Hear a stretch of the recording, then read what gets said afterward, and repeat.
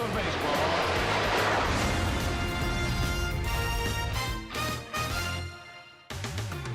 At Citi Field in New York, the New York Mets play the Atlanta Braves. Tuesday Night Baseball is presented by Verizon. New York Mets baseball on SNY is brought to you by Verizon, the largest, most reliable 4G LTE network in America. By the State Farm agent of the game, John Garfinkel of Brooklyn. Contact John at johngarfinkel.com. By MTA Bridges and Tunnels, cashless tolling is here. Get Easy Pass today to save up to 50% on tolls. And by Chrysler, get great deals on Chrysler's entire lineup of family-friendly vehicles. Well, the sun is beginning to set on the 2017 season. Don't forget that New York Mets baseball happens in the greatest city in the world. Architecture like in no other metropolis in all the world. Look at those stunning buildings. And a pleasant good evening, everybody, and welcome to Citi Field. Gary Cohen, Keith Hernandez, Ron Darling with you tonight as the Mets play Game 3 of their 4-game series against the Atlanta Braves. The Mets have a lot of work to do in the offseason to prepare for 2018, but it's looking more and more as though they're happy with their catching situation. And coming down the stretch of the year, Travis d'Arnaud has never been hotter. Well, it's been one of those seasons where Travis has tried the hearts and souls of many a man. But it's a 6-month season, and he is having a fabulous September, hitting .321 with 6 home runs, 16 RBIs. Those are career monthly highs.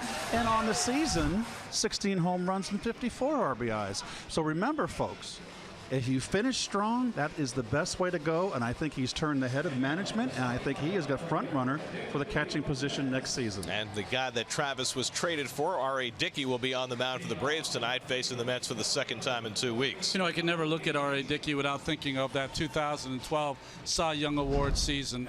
Just outstanding. 20 wins that season, ERA under 3 and 34 starts, 230 punch-outs. You can see against Washington, his last start. He's trying to finish strong. He might have tonight and maybe one more. And he's hinted at retirement. Not sure what his plans are after the year is over. As for Rafael Montero, he was in a hot streak for a while, but Montero right now is having trouble getting deep in games. Getting deep in games, and again, he's going through a lot of the same things he did before. He can't stop the big inning. He's having trouble with his control. Hopefully it changes tonight.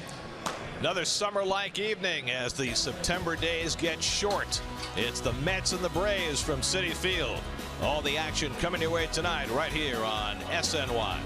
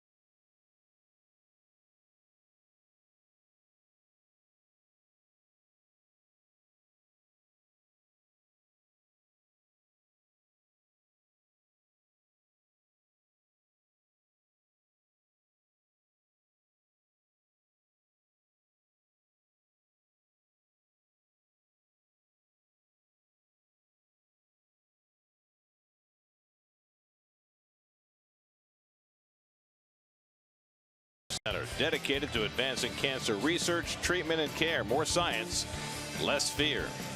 By New York Community Bank and the NYCB family of banks. Visit them at mynycb.com.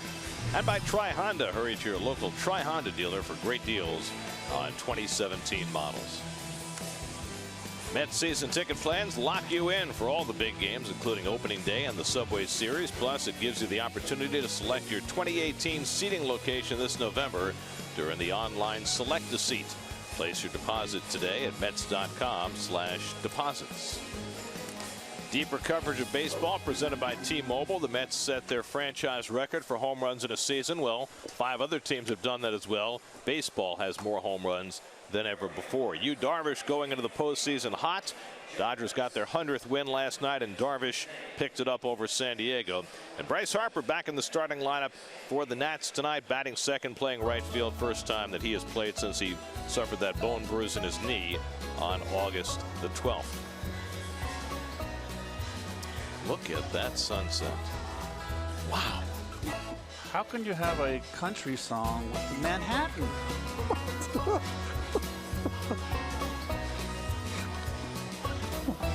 It's Take Me Out to the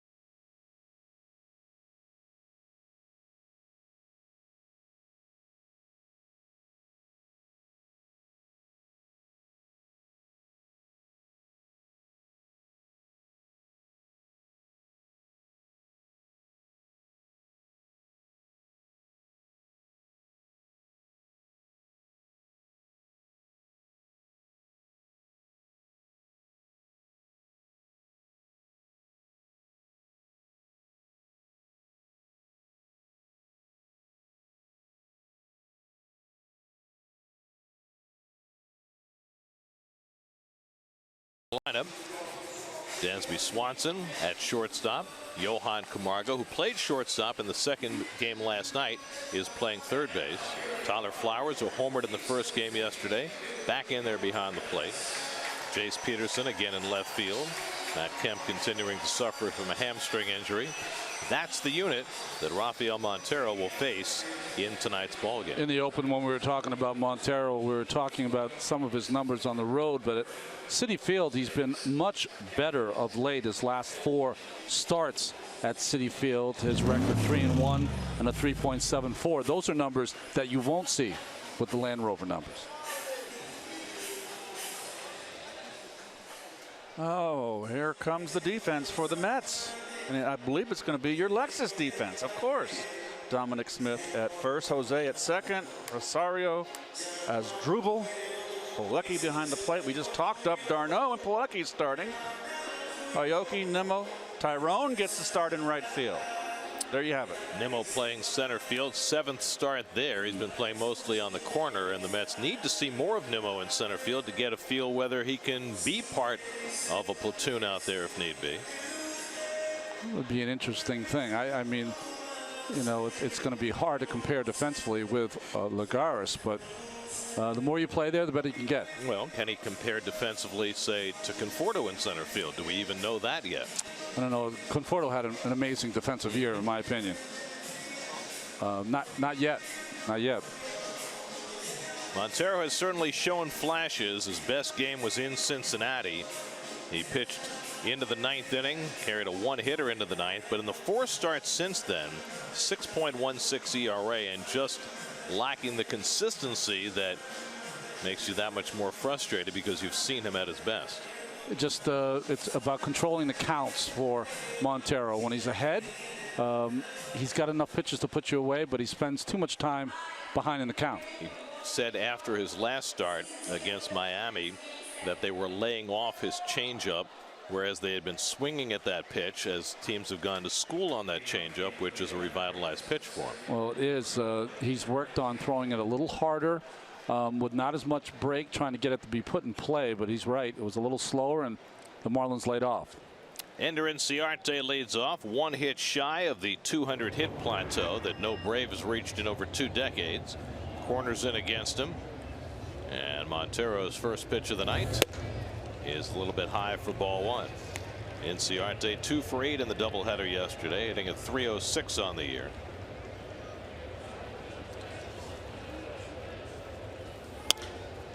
.200 hits is always a big feat, but it's kind of like 200 innings. It seems like it's more impressive now as players are less likely to play 155, 160 games. You know what's interesting about Inciarte is that he's got 199 hits, but there's not a lot of velocity in his swing. It's almost like he's placing the ball where it's pitched. Did he not have that bad thumb, Gary, in the Atlantic Series? He did, and he drives one down the right field line. There it is, hit number 200 for Ender Inciarte. He pulls it at second base with a leadoff double. First Brave since Marquise Grissom in 1996 to reach 200 hits in a season, and they'll want to take that baseball out of play for him. Absolutely. Congratulations, Ender. That is quite an accomplishment. It doesn't come very easily, let me tell you. That's one to remember. Rips the fastball here. Ball bled out over the inner half. Middle, turned on it. Got it out of the way. Now we can relax. Look pretty relaxed there. And his teammates well aware of the milestone.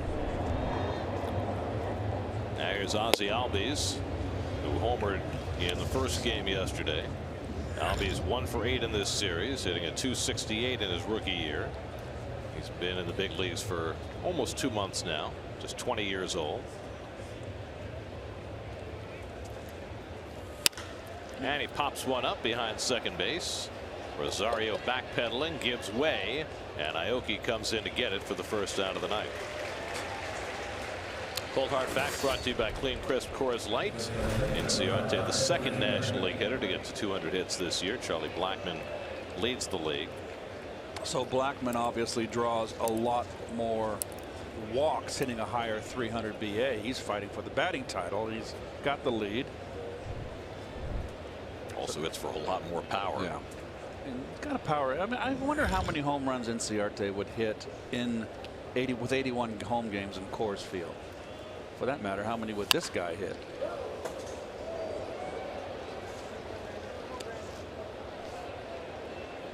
Freddie Freeman 1 for 7 in the doubleheader yesterday, hitting .311 for the year, 7th in the National League.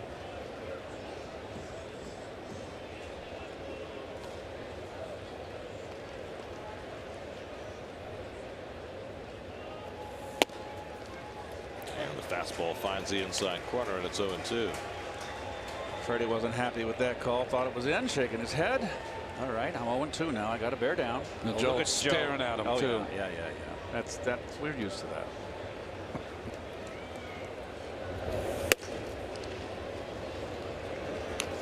On the hands on the hip. Joe, now you can let your backbone slip. Bad body language, is that what you're saying? That's Joe. Confrontational body language. He's always been that way. You just never want to lock horns with him. That's for sure. Oh, he gave it one back. That didn't miss by much. Trade out. See what happens when you're nice? Oh.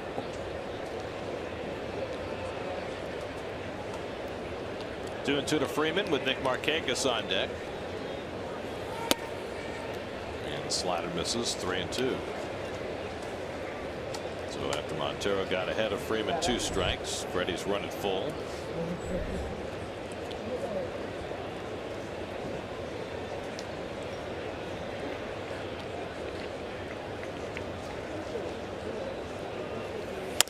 And he pops one up. Rosario out. This time he'll call. And that's the second out. Very similar swing. Freeman on that low pitch reminds me to a degree of Richie Hebner's hockey swing. The old third baseman for the Pittsburgh Pirates. A quick stint with your Metropolitans. Philadelphia Phillies. 1979, the year of the third base statue. He was not pleased being in New York. He wanted out, and he got himself out. He made it quite clear. Good guy, just did not want to be here. Here's Nick Markakis. Markakis 2 for 7. He's driven in 2 runs in the series. Inciarte a leadoff double, still at second with 2 out, and Montero misses up and in for ball 1. Montero faced the Braves 11 days ago. One of those games where he just couldn't control his pitch count. 4 2/3 innings, gave up only 3 runs, but 108 pitches. Lost the game 3-2.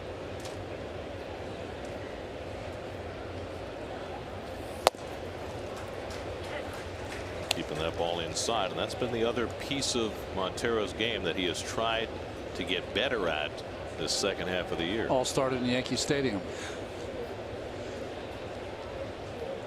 It's been a theme for the Mets pitching staff in the second half, and it doesn't mean that it's come easily, but it certainly is something that they have been more attuned to. Slider in on him, and it's 1-2. Well, this starts out a strike, and then you can't hit that pitch. Ronnie, that's unhittable. Why? Not the pitch itself. It's the location. You're not going to be able to hit a ball 9 inches inside. You're chasing. 1-2 coming. Up and in. 2-2.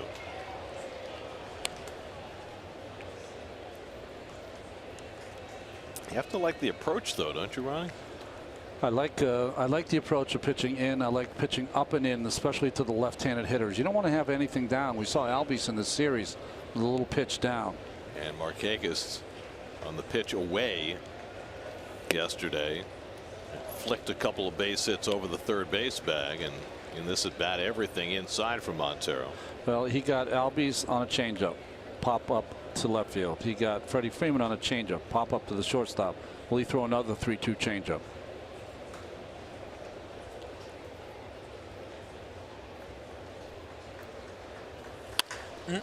Through the slider, it's drilled into right center for a base hit. That'll bring in the first run of the game. Trying for 2 now is Markakis, and he dives in safely with an RBI double, and the Braves have an early 1-0 lead. 39th double of the year for Markakis. He started the day 5th in the league in doubles. His 75th run batted in.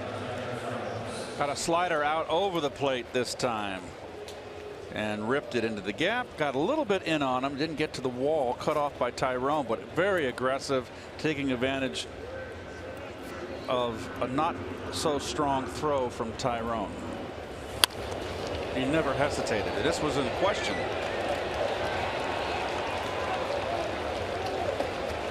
He only had 50 doubles in a season a couple of times. That's how you get them. So a couple of 2 base hits in this opening inning, produce a run, and now Tyler Flowers takes a strike. Keep in mind that in Montero's last start against Miami, he gave up 5 runs in 4 innings. All 5 runs came after 2 were out. And here in the first inning tonight, he's given up a 2-out run. Flowers homered yesterday. He is hit by the pitch. But he got the padding on, thank goodness. All right, well. Fastball running in on him. And he'll go to first. If that had been me, that'd have been a big owie right there. Oof. It's not a spot you want to get hit. Well, he has the pad though. Protect the pad. Exactly. If you haven't got it, yeah, that's a bad spot. That's why he's got it. That is the 20th time that Tyler Flowers has been hit by a pitch this year. Only 2 players in the league have been hit by more. Rizzo? Dietrich. Okay. Yeah, Dietrich likes to lean in. There's Johan Camargo with 2 on.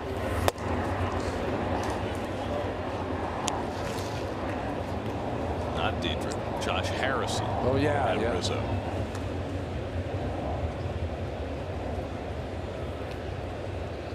Camargo 0 for 3 in the doubleheader yesterday, and he lines one to center field. Coming on is Nimmo, reaching down, and he makes the diving catch to save a run and end the inning.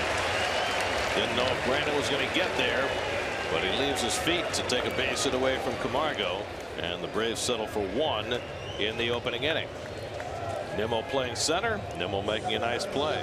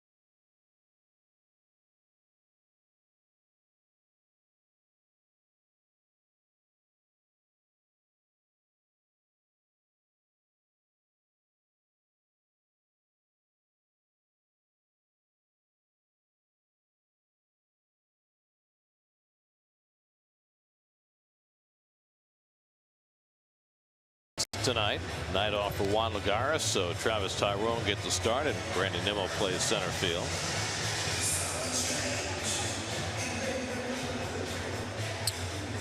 Toyota R.A. Dickey numbers for the season. 30 starts again for R.A.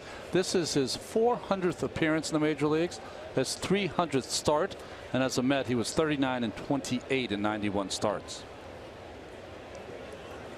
Coming off a really good start against the Nationals his last time out after struggling for most of September, including a game against the Mets where he threw a very high percentage of fastballs, 30% fastballs in that game against New York, and he got battered.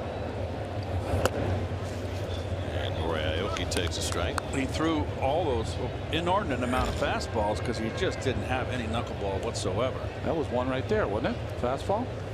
Yes. Yeah. Aoki 0 for 4 in the doubleheader yesterday. And the knuckler outside, 1-1.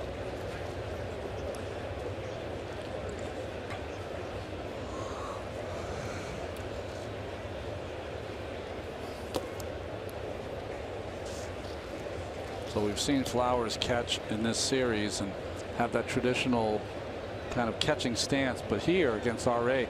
kind of gets down as low as he can go, puts that back knee down, ready to go anywhere. But Ronnie, it looks like he's using a conventional catcher's mitt as opposed to the butterfly mitt that RA usually brings around with him. I don't think it's RA's mitt that we used to see all the time, but it is a little bit a hybrid of a catcher's and a first baseman's mitt. Was it always called a pancake? Butterfly? I thought it was called a pancake. I've heard both. Both? Okay. I thought I was losing my mind there for a minute. 3-2 to Aoki leading off. Reyes on deck. And it's grounded to the second baseman, Albies. Throws out Aoki, 1 away.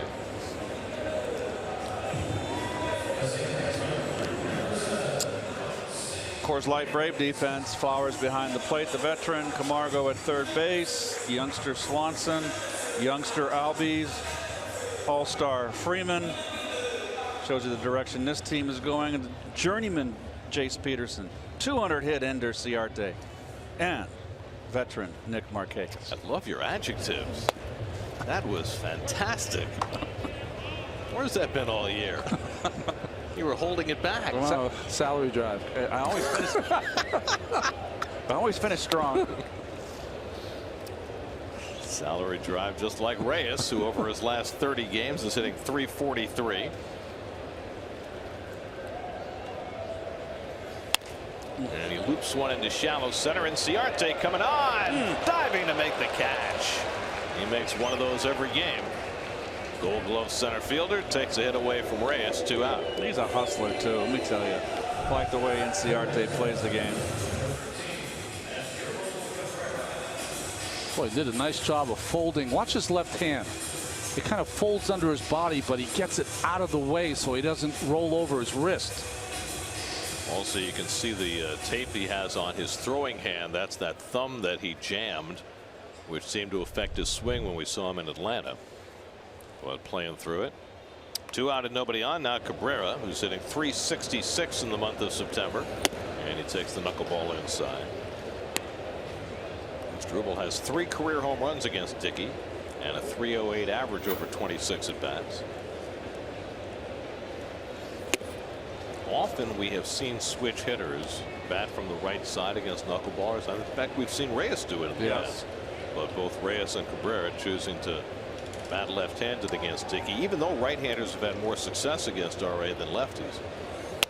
I think the theory behind that is, even though Dickey's one that throws a very high velocity knuckleball, that was his success in that Cy Young year when he won 20, is that you usually throw the floater in there off speed, and your tendency is to open up too quick. So I think when you bat right against a right-hander, it makes you keep that shoulder in.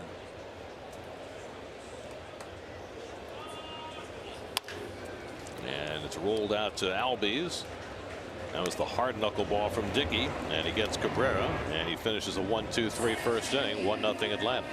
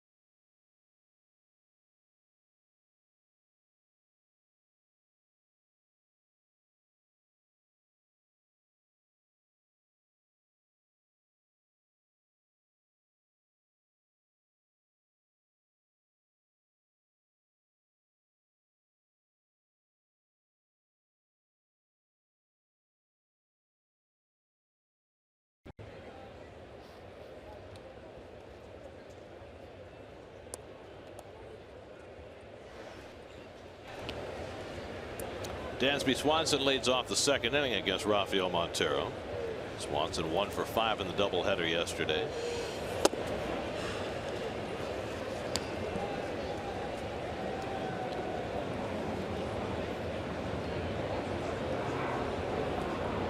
Lower third of the order for the Braves. Swanson, Peterson, Dickey. And slider bends in for a strike, 1-1. Montero gave up a leadoff double to Inciarte, a 2-out double to Markakis in the first inning to fashion a run.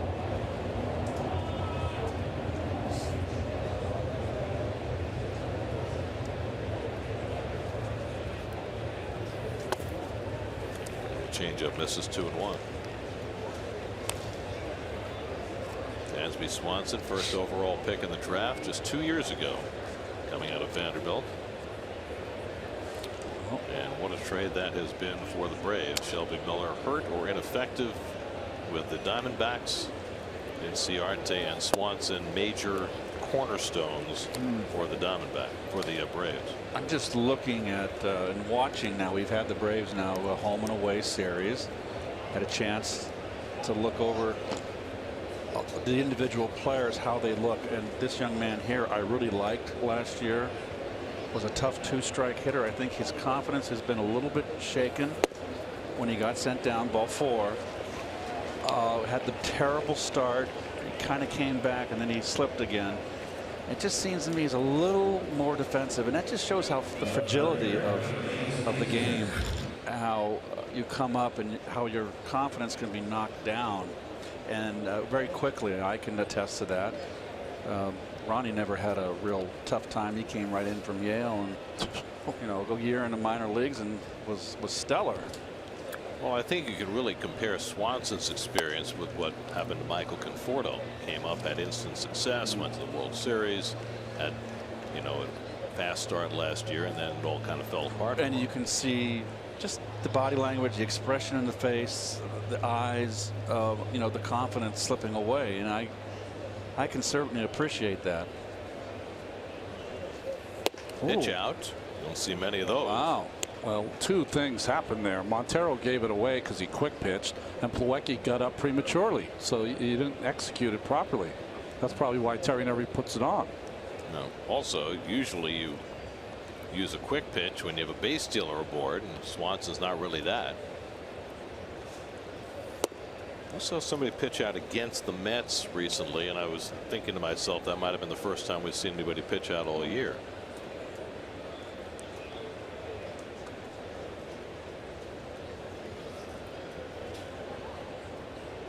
Two and 1 to Peterson, who's hitting .218 against the league, but .367 against the Mets this year. And the changeup misses, and here's Montero falling into one of those funks where he can't find the strike zone. Yeah, this is the part of the lineup that you're supposed to own down here. This is your part of the lineup.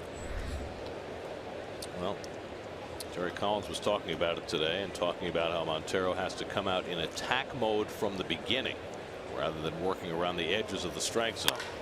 That's drilled to right field. Tyrone back in the gap. He won't get to it. It hops up against the wall. Swanson to third. He'll be waved around, and he will score easily on the RBI double from Jace Peterson, who hurts the Mets again, and Atlanta has a 2-0 lead.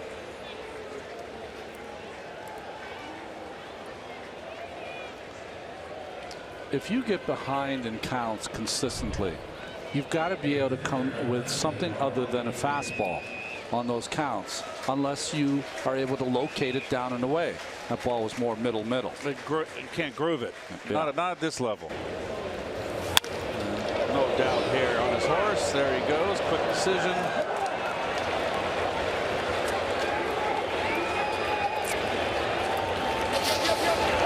Oh, Dickey helping out. I love it. So walking an RBI double from the 7 and 8 hitters, and now Dickey set to bunt. Knocks it right back to Montero. Thinks about third, but he'll take the short out. 1-4 on the sacrifice. Peterson to third with 1 away.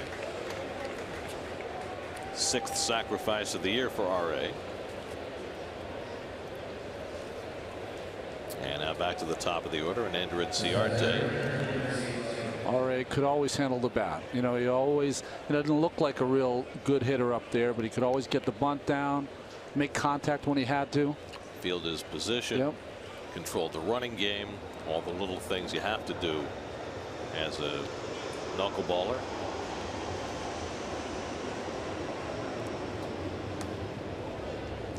Infield comes in with Inciarte at the plate. He doubled and scored in the first inning.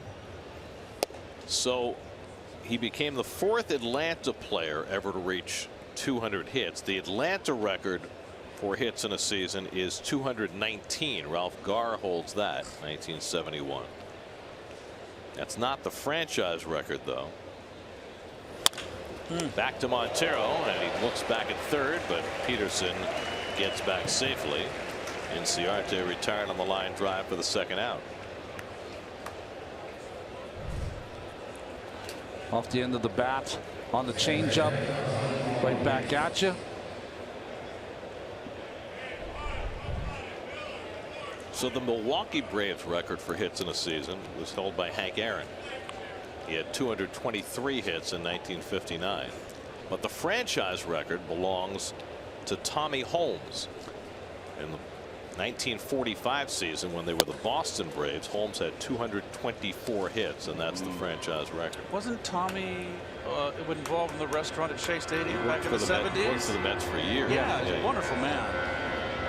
And he, of course, had the National League record for longest hitting streak until Pete Rose broke it. Right. And Pete broke the record at Shea against the Mets with Tommy Holmes in attendance. He got the Holmes has hit in 37 straight games.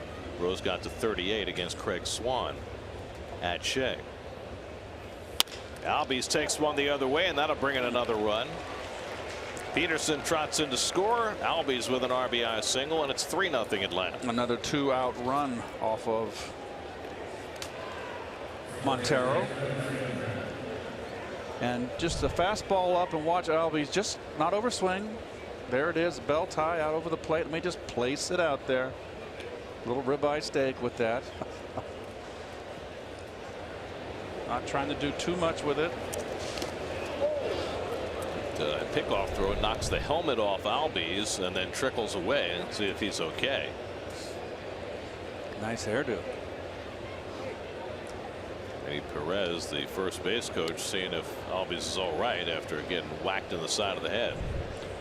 Just got him in the jaw. Dom just missed that ball. Looks like He it. just flat out missed it. Oh, wow. Albies appears to be okay. You ever miss one of those, Keith? Garrett, I plead the fifth. I don't know if that's good or bad. You're either protecting Dom or you're protecting yourself. I'm not sure which one. I mean, he just fanned on it. It's called trying to make the tag before you have the ball. That got him pretty good in that. He looks like Lonnie Smith, doesn't he, Albies? Yes. Runs in a straighter line, though.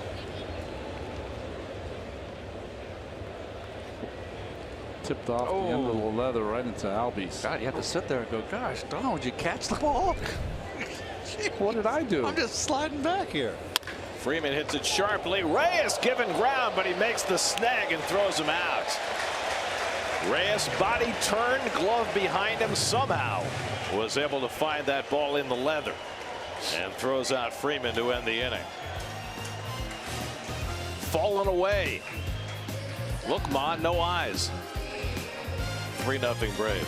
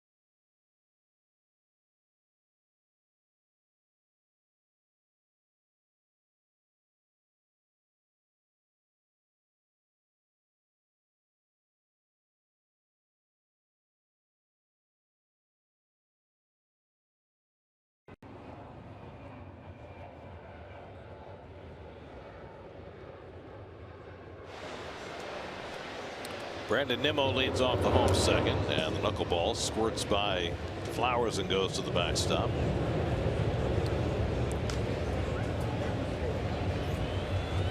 Dickey got the side in order in the first. Now he's got a 3-0 lead as he takes on Nimmo, who had 4 hits in the doubleheader yesterday.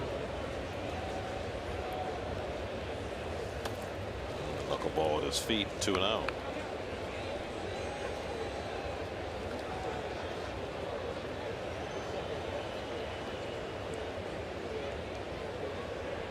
Nimmo hitting cleanup. Kevin Plawecki on deck. Then Dominic Smith for the Mets in the second. And that's drilled to right field. Back goes Markakis. It's over his head and bouncing up against the wall.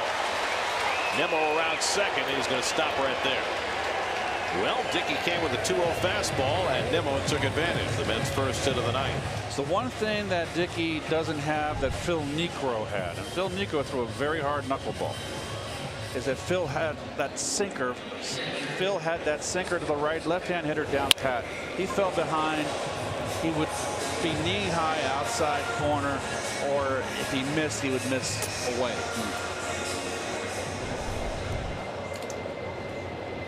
So the Mets have their first base runner of the night. Now Kevin Plawecki, who got his first experience playing first base in the major leagues last night. Back behind the plate today. And takes the knuckleball inside. Plawecki 0 for 3 last night. Hitting .281 since his return from the minor leagues. That one catches the corner, 1-1.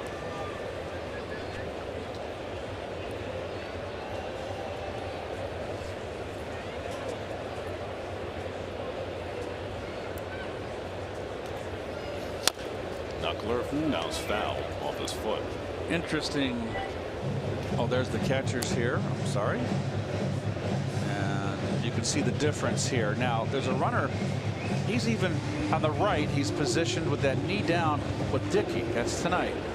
And even so with Nimmo on second base. I mean, I know there's probably not a chance for a stolen base, but I guess Flowers feels that he can throw from that position. Watch that knee get down. He's got to try and surround the ball as opposed to catching it. I mean, last night we talked about his glove position, trying to steal strikes. You can't think about that with a knuckleball. Just you're catching defensively.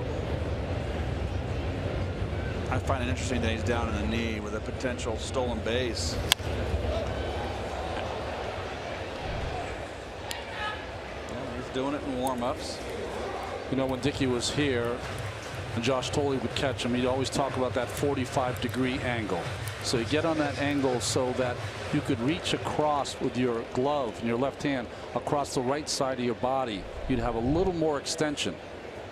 I love those what do you call those shimmies in between on the catchers behind the back of the knee.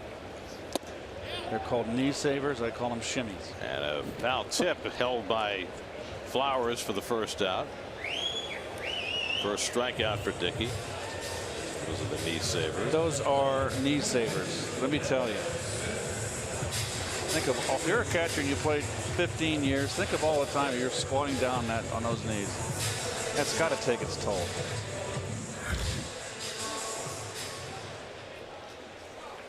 There's Dom Smith trying to fight his way out of a nasty slump right now. And a knuckleball. I don't know. Can it help you when you're in a slump? No, definitely not. I did not want to face a knuckleballer, even when I was hot.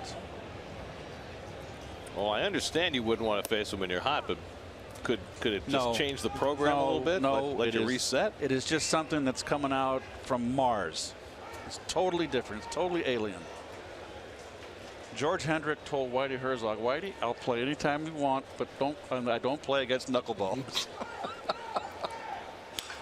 2-0 knuckleball dribbled out in front of the plate. Dickey off the mound. The quick toss in time to get Smith at first as Nimmo goes to third. But he had a good shot there. I think he might have thrown a circle change up there. I don't know, guys. We can roll it back. Watch his grip while he's coming here to make the play. R.A. fielding his position. Watch the grip on. By the way, he might have thrown a changeup to first. He did. There's the grip on the pitch. You're right. Circle change. I'll be darned. 2-0. Nothing on it. How about good call, Ron? Ronnie, you are, you always impress. Runner at third and 2 out. Full windup for Dickey against Rosario. And Ahmed takes the knuckleball for a strike. Rosario 0 for 4 yesterday. Nemo at third with 2 out. I was just thinking that if you're a guy that's been in the minor leagues and this is your first taste of the big leagues, you might not have ever seen a knuckleball. You would never have someone in the minor leagues who's a knuckleball pitcher, would you? Every once in a while. Every once in a while.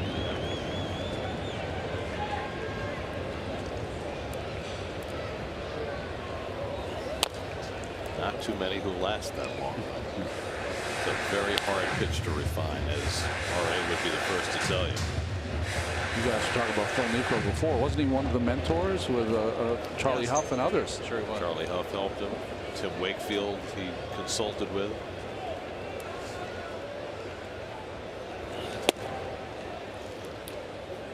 Well, as a consequence, Dickey's been able to make a second career. 120 big league wins, 98 of them since he turned 35 years old. And now 42.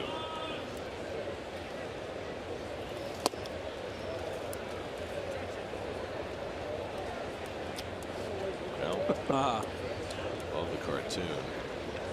The ball's dancing.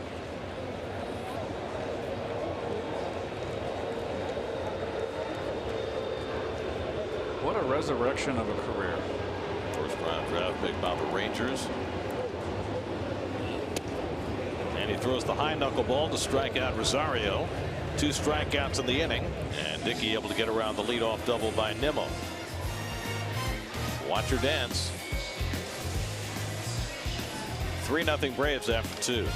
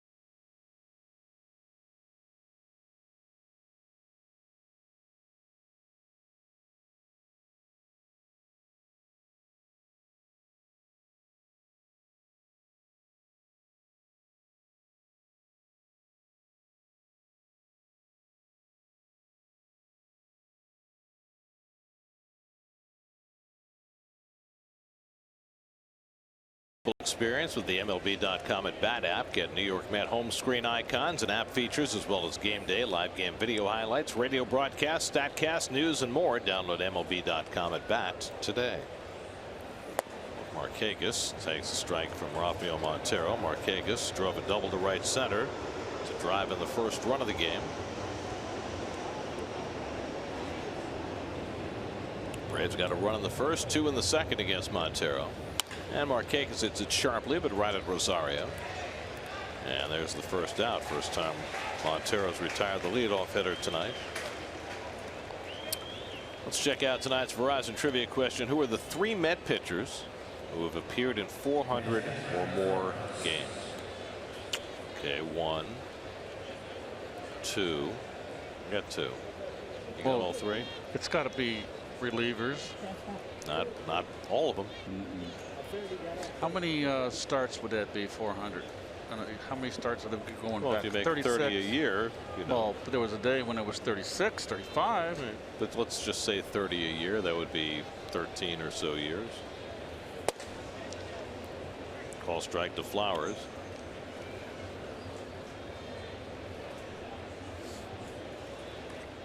Flowers was hit by a pitch on his elbow guard his first time up. 20th time he's been hit this year. That's helped him to a .380 on base percentage. Grounded toward the hole, and he's on base again. This time with a 1-out hit. It's 5 hits now against Montero.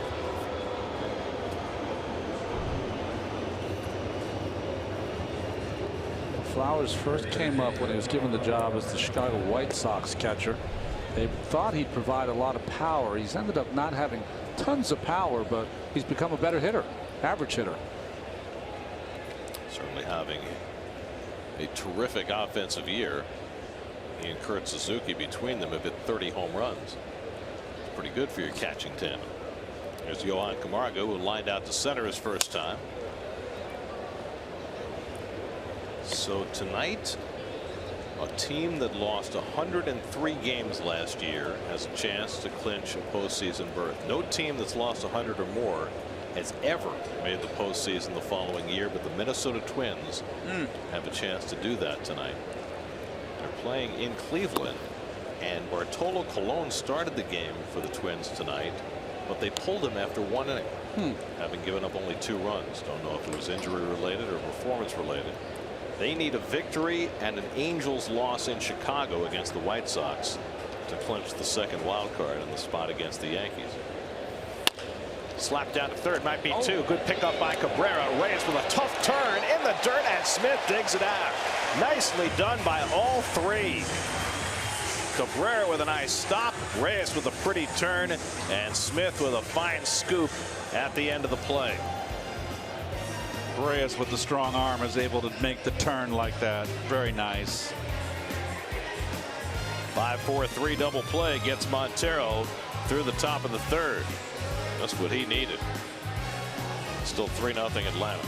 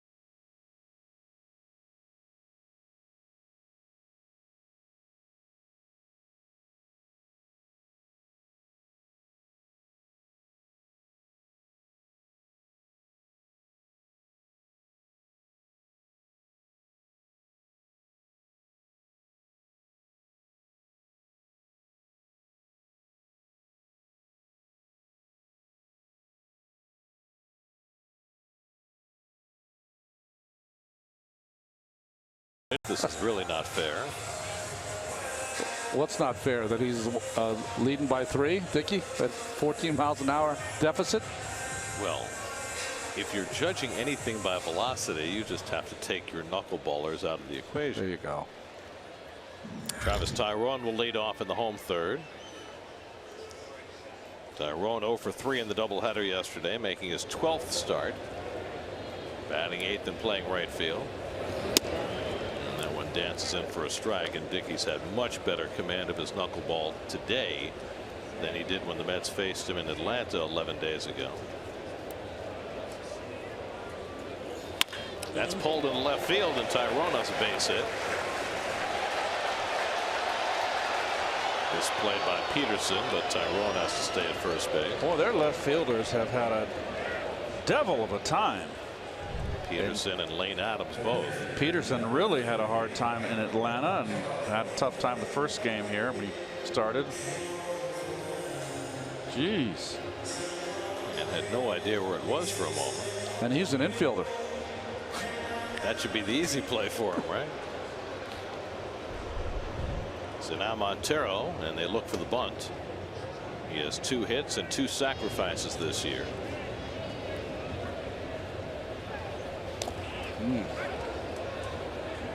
That was close. Dickey always has quick feet.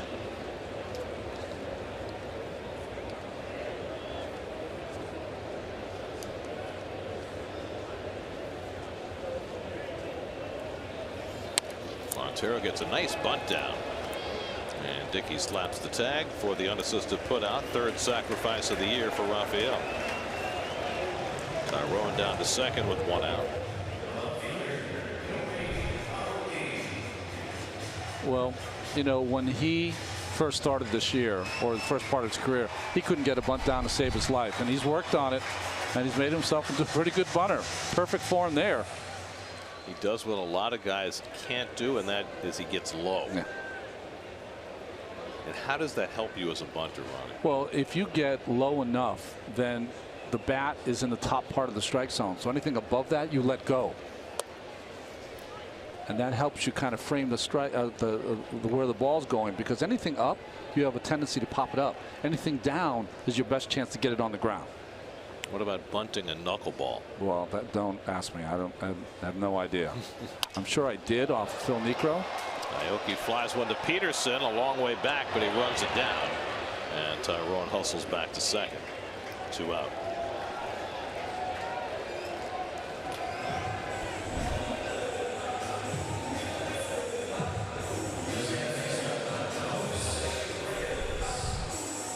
You know, as Flowers goes out there, it was, you know, entirely different when, you know, having the guy to my right on the field, because we used to crash so hard that the first pitch, I wanted to groove it, like to a guy like Montero. I know he's not going to swing the bat, so you want to groove it and make him bunt it, because you don't want your first baseman having to come in 2, 3, 4 times in a row. No, I never appreciated that, especially in a day game in August. No wind sprints in 90-degree weather. Here's Reyes, and he pops one up. Could be playable for Camargo, and it is. And that retires the side. Second straight inning, the Mets get a leadoff hit. Second straight inning, Dickey leaves them stranded. Still 3-0.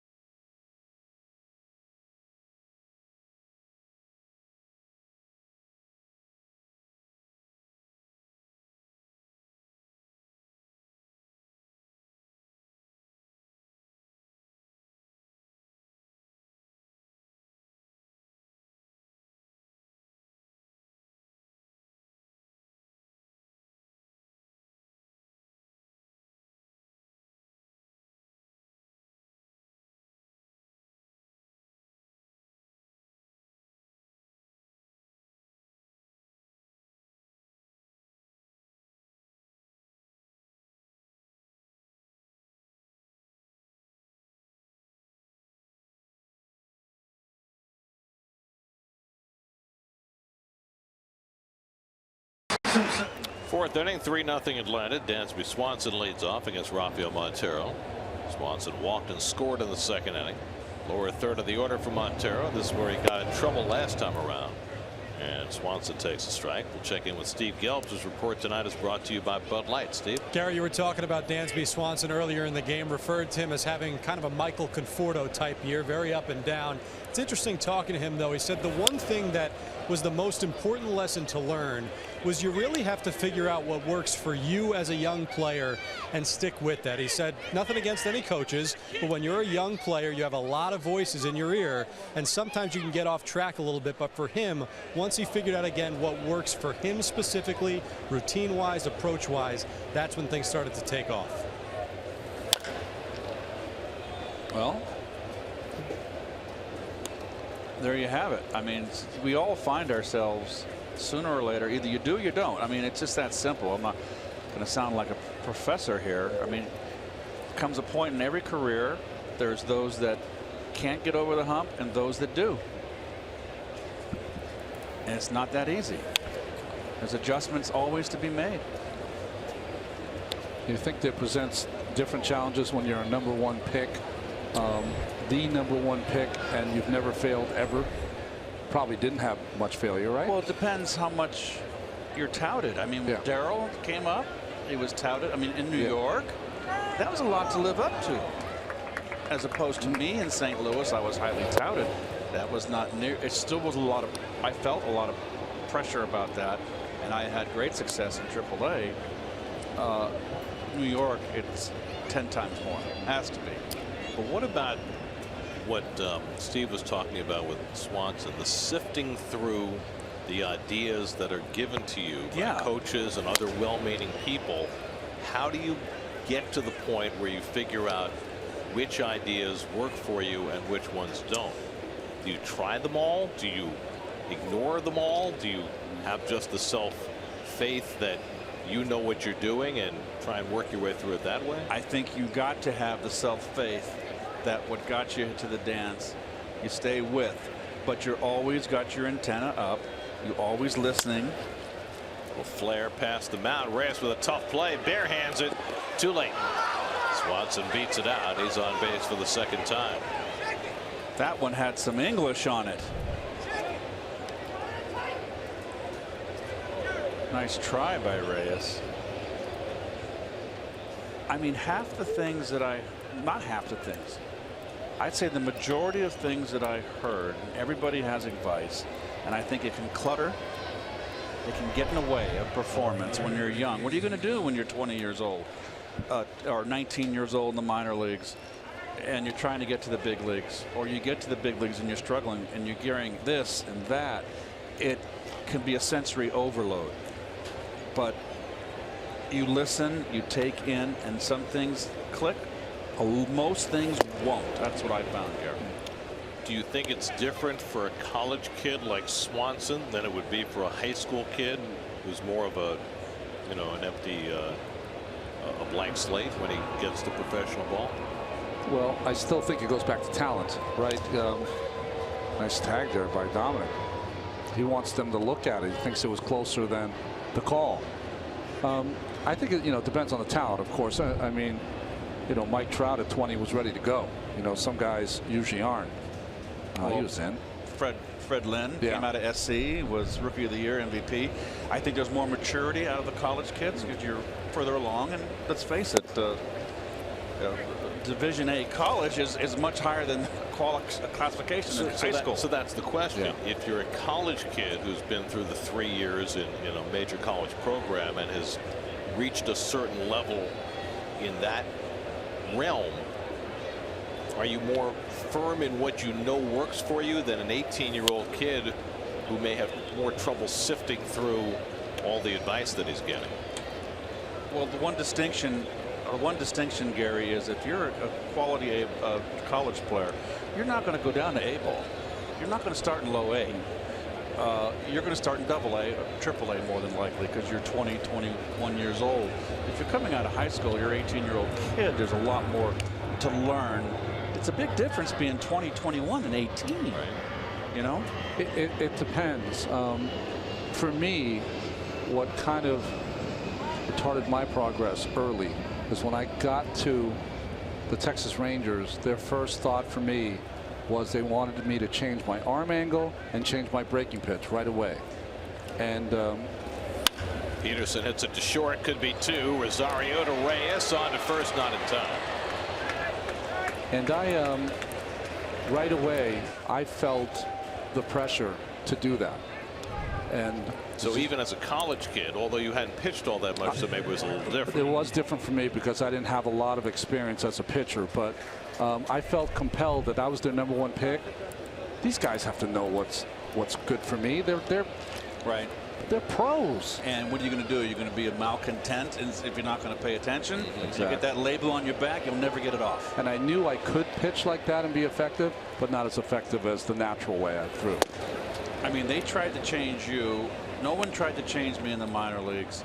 But Bob Kennedy was the farm director, former center fielder for the Cleveland Indians. A lot of respect for him. And he always would go around and say, watching BP, he always go, quick feet, quick feet. And that just did not compute to me. It just did not make. I called home to Dad and I said, Dad, Bob Kennedy's saying quick feet, quick feet. Dad said, oh, I don't get it either. Well, you were fortunate in that you had your father as your backstop in terms of the information that was fed into you as a youngster. Right. Does everybody have that? No, no, not at all. And I've always been very curious for those that make it to the big leagues. And I mean, I know some guys that didn't play baseball till they were in high school and they made it to the major leagues. That to me is incredible. You know, it'd be a late start like that. I had a bat in my hand when I was 6 years old. Good bunt by Dickey. 3-4 sacrifice. Second of the night for Dickey. Moves Peterson to second base. Well, it's all fascinating stuff because so much of it comes down to your self-confidence in what you are coming to the table with. And I do think this. I think this generation of players arrives in professional baseball with a ton more self-confidence than previous generations. I see that absolutely. For whatever reason, I wish I had that kind of confidence. Well, I mean, this could be one reason. You and I played against the best players in our hamlet, our town, our city. These guys play against the best players from all over the country. That's a huge difference on their travel teams. And I'm still a proponent of I do not, well, not a proponent of, I don't agree with getting your children and putting them in one sport. I think that it's good to be play 3 sports in season. You don't get burned out, and each sport is a different conditioning.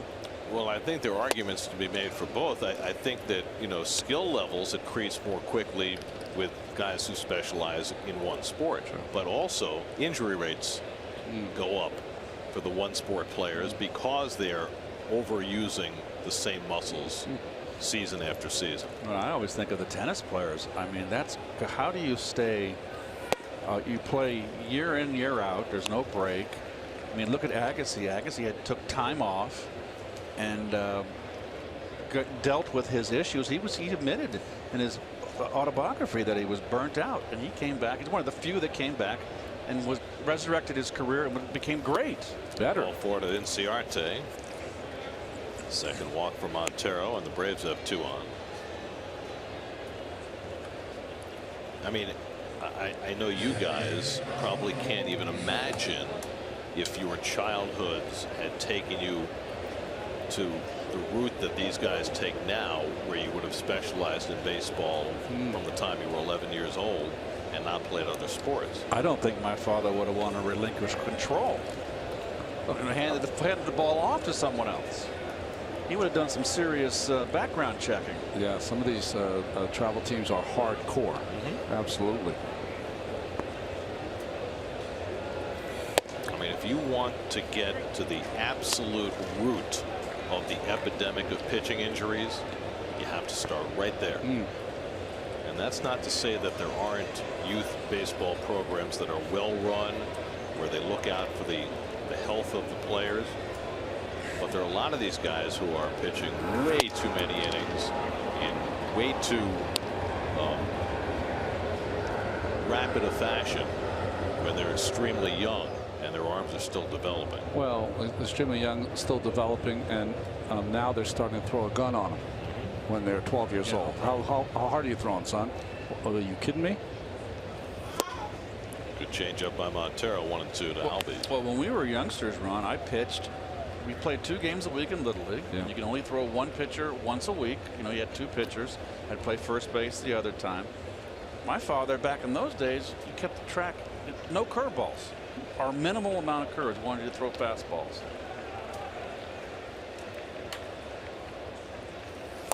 And Albies strikes out. Another good changeup by Montero for his first strikeout of the night. Maybe the 2 best changeups he's thrown in this game. 3-0 Braves in the 4th.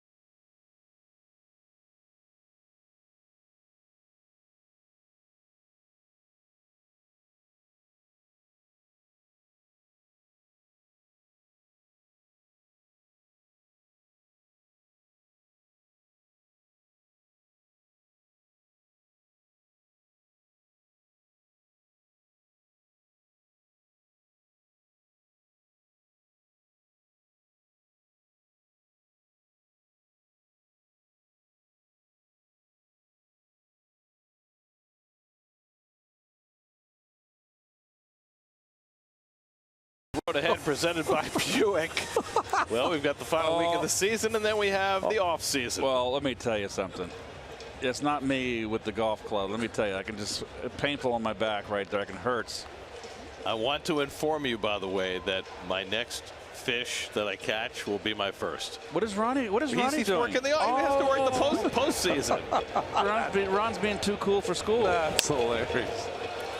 Cabrera pops one straight up.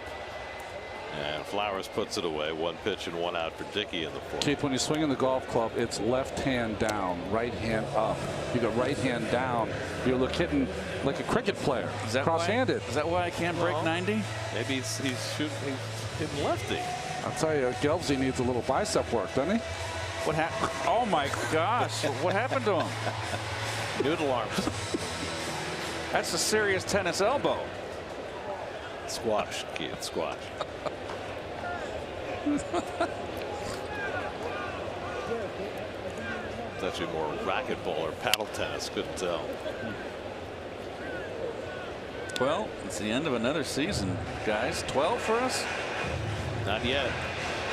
And how many for the New York Metropolitans? How many years now have they been in the National League? This is their 56th year, Keith. How about that? They're no longer the Mutts. Oh, the slow one. Oh, Ephus. Oh, the old Ephus knuckleball. That was 63. We'll see if he throws one slower in this game. Or he throws a hard one.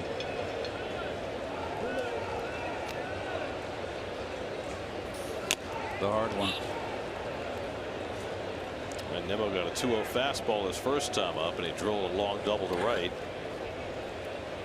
Now Likely to see a fastball in this at bat.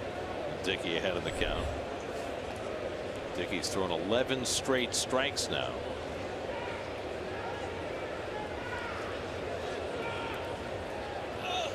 And 12 as he strikes out Nimmo for the second out. Third strikeout for RA. Well, oh, you saw that thing go a little left there. Very nice, guys. It stayed on the same plane, though. And I think most knuckleballers would prefer to have it drop. I don't know, when it takes two turns, that's got to be pretty good. It's throwing off your timing. Fastball fouled off by Plawecki. I don't even think you can hit this, Keith. Well, the thing about it too, folks, is that it comes in slow and you have plenty of time to see it and get mesmerized by it. There's the slow one. It's fascinating that he struck out Nimmo and then came back with a first pitch fastball to Plawecki. Who expected that? There were a ton of fastballs the last time we saw him, not nearly as many today. Knuckleball low, 2-1. RA, 42 years old. He has said that he will sit down with his family after the season and decide whether he wants to pitch anymore.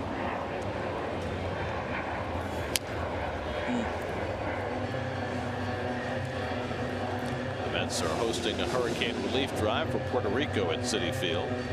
You can drop off items tomorrow, Wednesday, between 4 and 7 p.m. and on Thursday and Friday between 10 a.m. and 6 p.m. Visit Mets.com/hurricane relief for more information.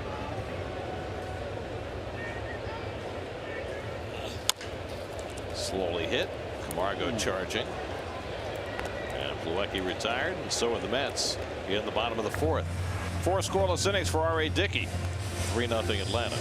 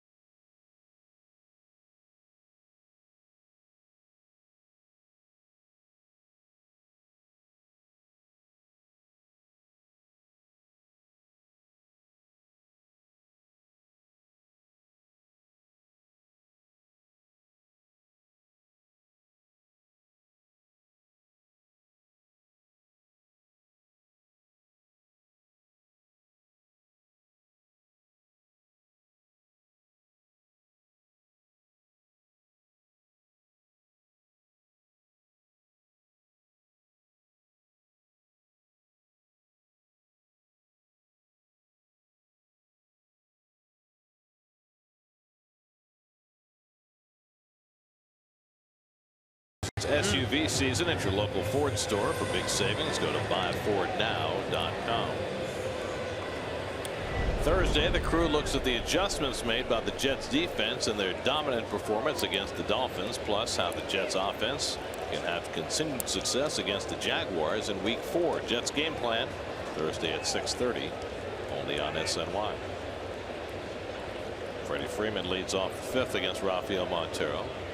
Freeman is 0 for 2, robbed of a hit on a circus play by Reyes his last time up. Rosario up the middle, playing the pull.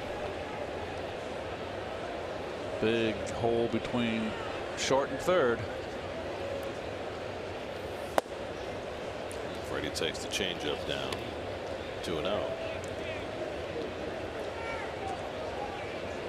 Freeman so far 1 for 9 in this series. Fouls off a 2-0 changeup. You know what's interesting there is that while that pitch was about to be delivered, Rosario moved to the pull side. That's going to tell the hitter that a change, something soft is coming. So how do you got to do it earlier or later? Sorry, later. So you want him to do it as the pitch is coming to the plate? Yeah, yes. It's like one step, you know, one step to your left. Or once the hitter has to focus, Gary, that ball's out of hand. His eyes are focused on the ball coming towards him to identify the pitch. Then you can make your move. And right through the vacated hole, Rosario throws his arms up in the air. They moved him over to the right side, and Freeman proceeded to hit it right back where he had moved from. And Freddie has a leadoff hit. I mean, it's so inviting. Come on, it's a leadoff inning. You're leading off an inning. Excuse me. You're like a leadoff hitter. You're setting the table here. That's a gimme. Fourth time in 5 innings, the Braves have had the leadoff man on. And now Marquez, who cashed the first Atlanta run with a first inning double. So the last great race in the National League is in the wild card. That second wild card to see who will play Arizona at Arizona in the wild card game.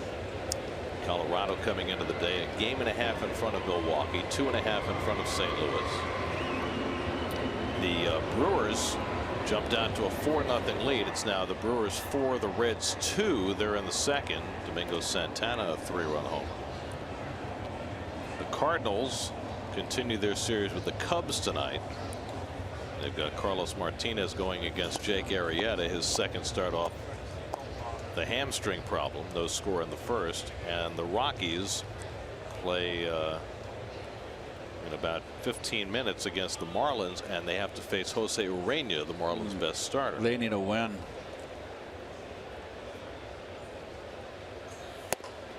Good fastball by Montero, 0-2. Well, Miami beat them last night 5-4, so Colorado's now lost 6 of their last 8. Trying to hang on to a spot that they've basically had all year. But it's going to come down to these final 5-6 days. Well, it's loss column time. Looking at the loss column, they've only got 1 game lead in the loss column over Milwaukee and a 2 over St. Louis. And St. Louis just really got clocked by the Cubs. I don't think the folks at home know what you mean by that. Loss column.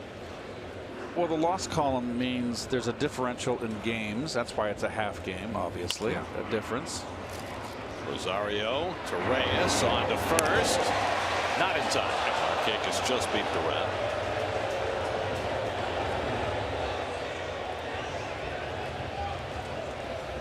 So it's really that they have an extra game in hand. They have an extra game in hand, and it's in their hands. Yeah. Basically, once you lose a game, you can't get it back. That's but right. if you're shy a win, you can make it back. You can make it back. It's in your hands.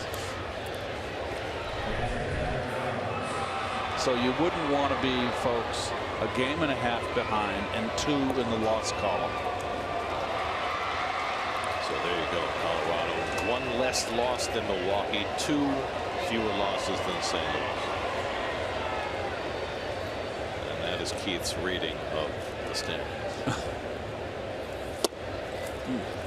Tyler Flowers has been on base twice, hit by a pitch and single to left. Anyway, it's a tough path for the Rockies tonight because Urena looked so good his last time out against the Mets. He is turning into a legitimate ace on that staff. 14-6 now for the year for a team that's 8 games under 500. Grounded foul, 0-2 to Flowers. And the Rockies' offense has not been the same in the second half as it was in the first. They've kind of sputtered at times. Well, the Cardinals get off to a fast start. Matt Carpenter hits a home run off Jake Arrieta at the bottom of the first.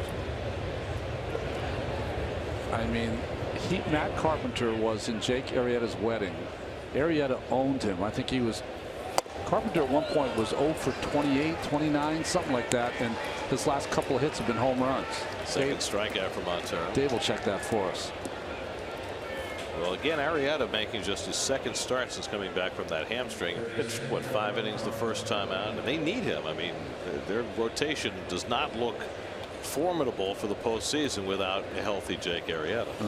A formidable Lester, they hope, a healthy Arrieta, and the new man Quintana. Well, Lester had a bounce-back game last night after having a horrible start his previous time out. Slowly hit by Camargo. Cabrera waits on it, and that retires a side. Another good inning for Montero despite the leadoff hit. Halfway through, 3-0 Atlanta.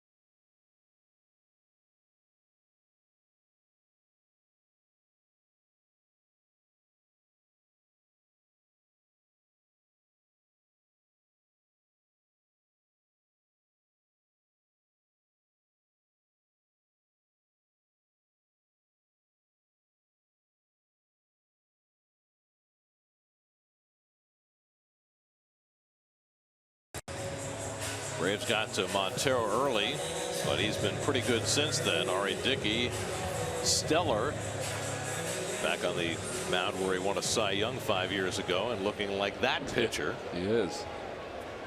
3 shutouts he had in that season. Won 20 games in 2012. Won the Cy Young. Traded to Toronto after the year. Dominic Smith first pitch swinging. Rounds 1 for Albies. 1 pitch and 1 out for Dickey, who's pitching to a very low pitch count. He's got the first 13 outs with only 48 pitches. Here's that year. I mean, it was just a dream season in every respect for RA. He had 2 pretty good years for the Mets leading up to that, but everything was working for him. Didn't he have back-to-back 1-hitters that season? Tampa Bay and Baltimore.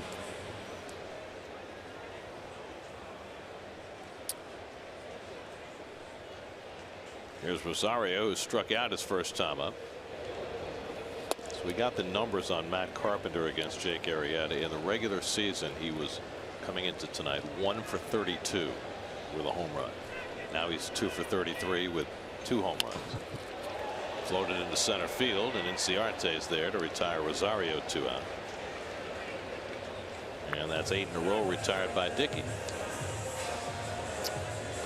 But wasn't that the year when he won the Cy? Was that the year that he came out with his book? Yes, in spring training that year. I mean, which was so brave. Oh. Oh man, so brave of him to do it. Talking about the abuse that he suffered as a child and so many of the just incredible experiences he went through to get to the point of being a successful pitcher and person. Really a great story of picking oneself up by one's bootstraps. Tyrone had a base hit his first time up, and he takes the slow knuckleball for a strike.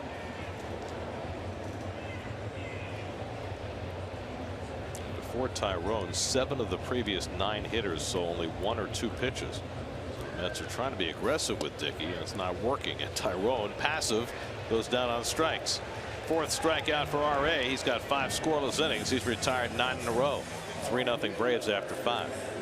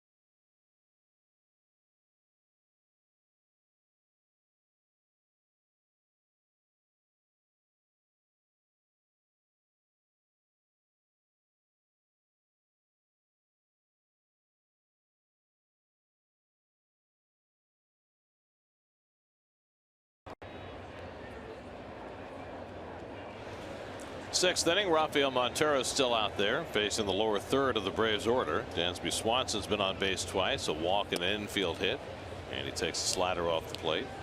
Jace Peterson on deck, and then R.A. Dickey. Braves 3 runs, 7 hits. The Mets no runs and 2 hits.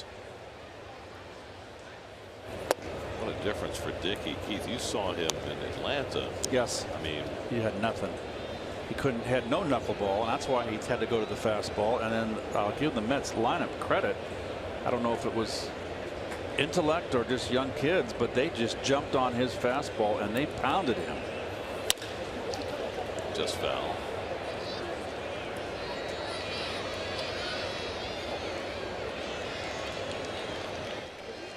Oh, look at those pitches.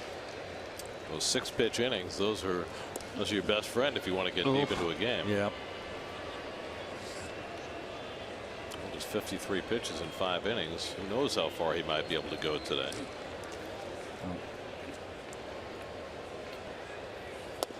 And Swanson takes a slider for a strike. 2-2. Montero trying to get through the 6th because this will be his last inning.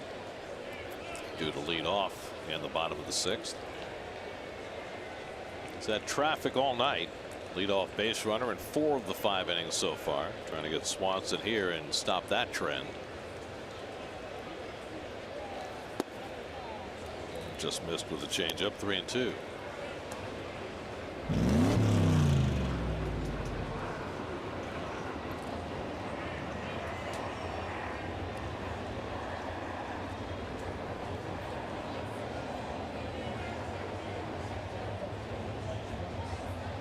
Full count to Swanson.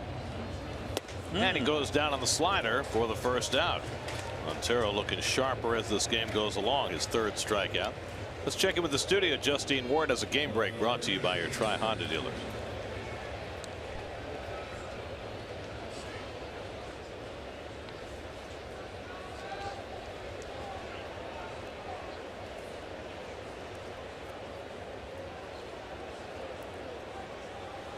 Zach Davies going for his 18th win tonight from Milwaukee.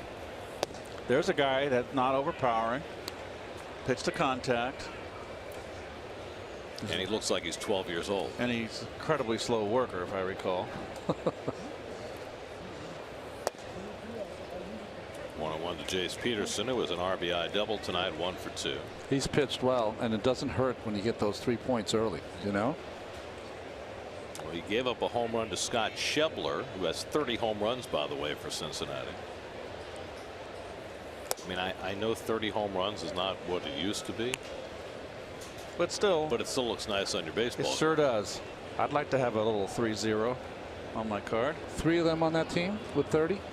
Duvall, Schebler, and Votto. And Jeanette's got to be close. Oh, yeah. 4 maybe. Remember when 4 guys with 30 was a unique occurrence? The Dodgers. Dodgers in 77? And 77. Say, Baker, Garvey. Not Lopes. Dusty. But Dusty Baker. Dusty was like the last day of the season or something. What about the Braves? What did they have? They had 3 with 40. 3 with 40 is pretty incredible. Yeah, that was Aaron Matthews and Darrell Evans. No, Davey Johnson. Davey Johnson. Yeah, Davey Johnson. Reggie Smith was the 4th guy for the Dodgers. That's right, Reggie. Slapped short. Rosario throws out Peterson by half a stride. 2 out. Rosario likes to throw the little softball over there, but when he has to pop it over there, he's got the arm to do it. So the Reds, Votto has 35. Duvall has 31. Schebler has 30. Jeanette has 27. And Suarez has 26. Wow. You know what that gets you? Last place. Last place. Well, if your pitching is as bad as theirs is, Mets know that. I mean, Mets have a lot of home runs too. That's behind the bag with just foul off the bat of Dickey. But the 2 worst pitching teams in the National League, Cincinnati and the Mets, and they both lost 90 games. How about that? Mets are a 90-loss team for the first time since 2009, when they lost 92. Last time they lost more than 92 was 2003. It was Art Howe's first year as manager. Lost 95 that year.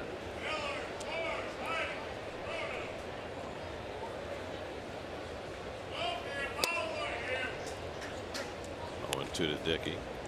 Well, those are the highest team ERAs in the National League. If you break it out further, the Mets' starting ERA is worse than that. It's hard to look at a 5 ERA from a team standpoint, well, particularly in the National League. You got DeGrom, and then basically everybody else on the staff is 5 and over.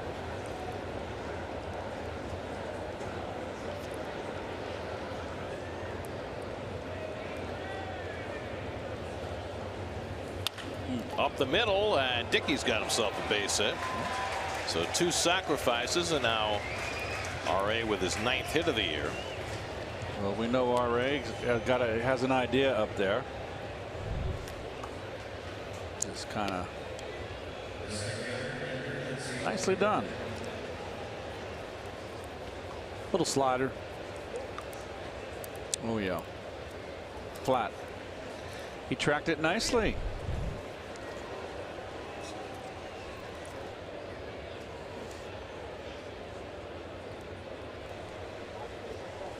So here's Inciarte. Doubled and walked tonight. So the Braves have 8 hits in this game by 8 different players. In the first game of the doubleheader yesterday, they had 10 hits by 10 different players. Smith playing behind Dickey at first. If RA is thinking about retiring, he should steal a base. He doesn't have one? I don't know. But it would be a nice way to, to cap your career.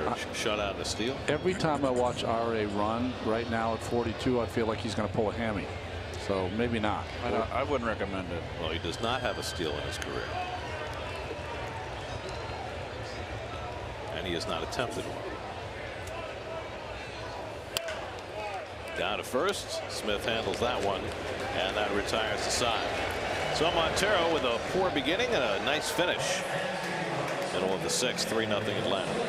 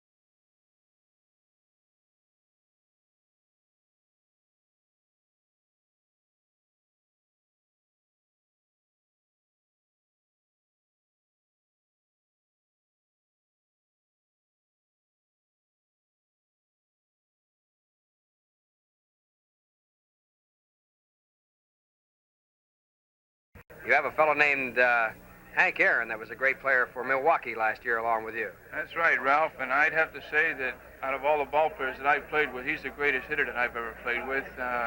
You can't pitch him any certain way because he has the great wrist and he hits the ball consistently very hard, and I think the fans of New York are going to be very interested to see him. I know that we'd like to get him out. That was Frank Thomas, the original Frank Thomas, talking about Hank Aaron, who was his teammate with the Milwaukee Braves in 1961. Frank hit 34 home runs for the 1962 Mets, which was the club record for home runs for a long time.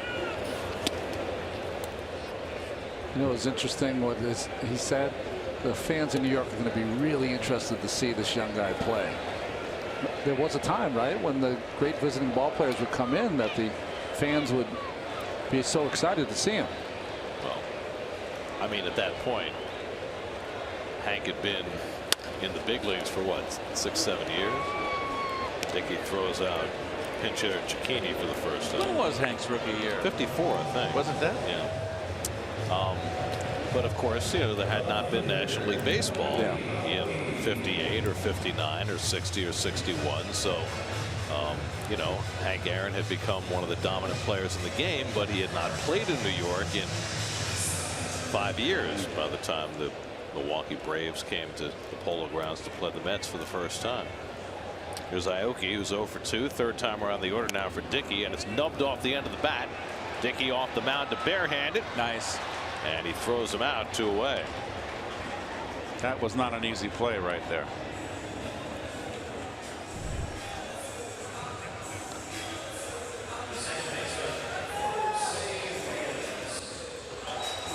I mean, for 42 years old, he still gets off the mound. That ball squibber off the end of the bat and kind of throws in an awkward position, but gets it there. He won the American League Gold Glove in 2013 at age 38. We saw him field his position brilliantly in his years as Met, although he never won a National League Gold Glove. He is at the top of his game tonight, though. There's Reyes, who's 0 for 2. And, you know, if R.A. is considering retirement, this would be a heck of a game to go out on.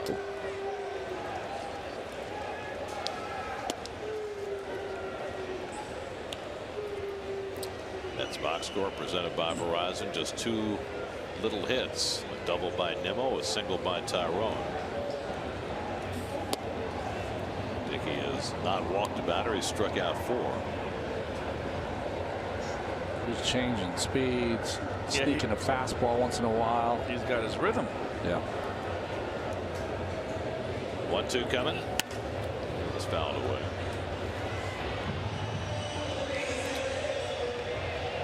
I mean, right now Dickey is scheduled to pitch Sunday in the season finale. But you know, those plans can change too. That's right.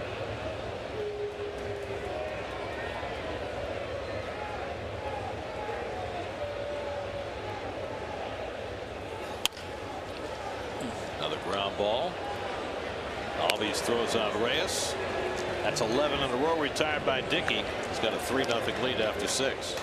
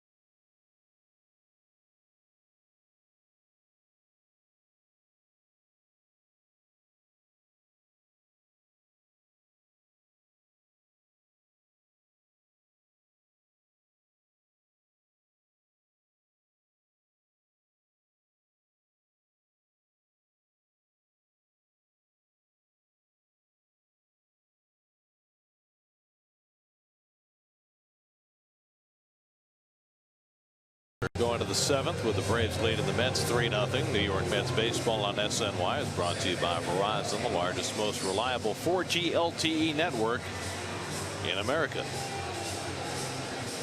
SNY's Super Slow Motion is brought to you by your Mercedes-Benz Tri-State dealers. Mercedes-Benz, the best or nothing.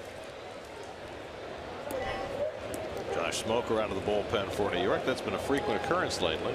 Yeah, he turns around Albies, but in to make sure lefty against lefty on Freeman. Smoker pitched in the first game of the doubleheader yesterday. Albies greets him with a base hit into left field. And Albies has his second hit of the day. Smoker yesterday came into a bases loaded jam behind Chris Flexen in the 6th inning in game 1. Allowed all 3 inherited runners to score. It was a tough spot for him. Now he faces Freddie Freeman, who's 1 for 3 tonight. So all in all, not a bad night for Rafael Montero. 102 pitches in 6 innings, 3 runs, 8 hits, 2 walks, 3 strikeouts, a hit batsman. But the way he finished, of course, after giving up 3 runs in the first 2 is what you're more impressed with.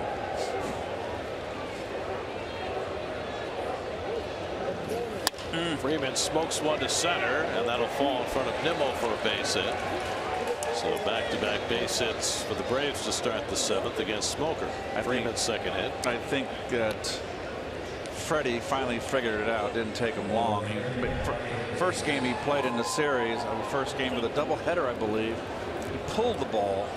Now, but he's just said, okay, can't pound a circle into a square. They're going to give me that left side. I want to take it.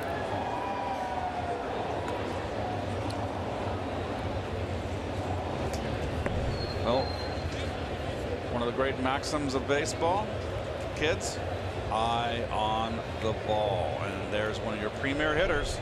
Prime example.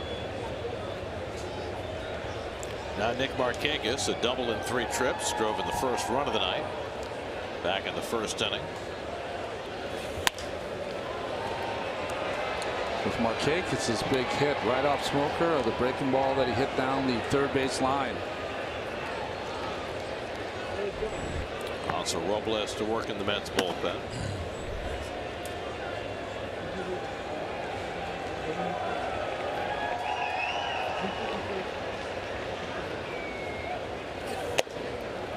Throws the fastball by Markakis, and it's 0-2. Notice that Cabrera's kind of maybe hugging that line a little closer yesterday.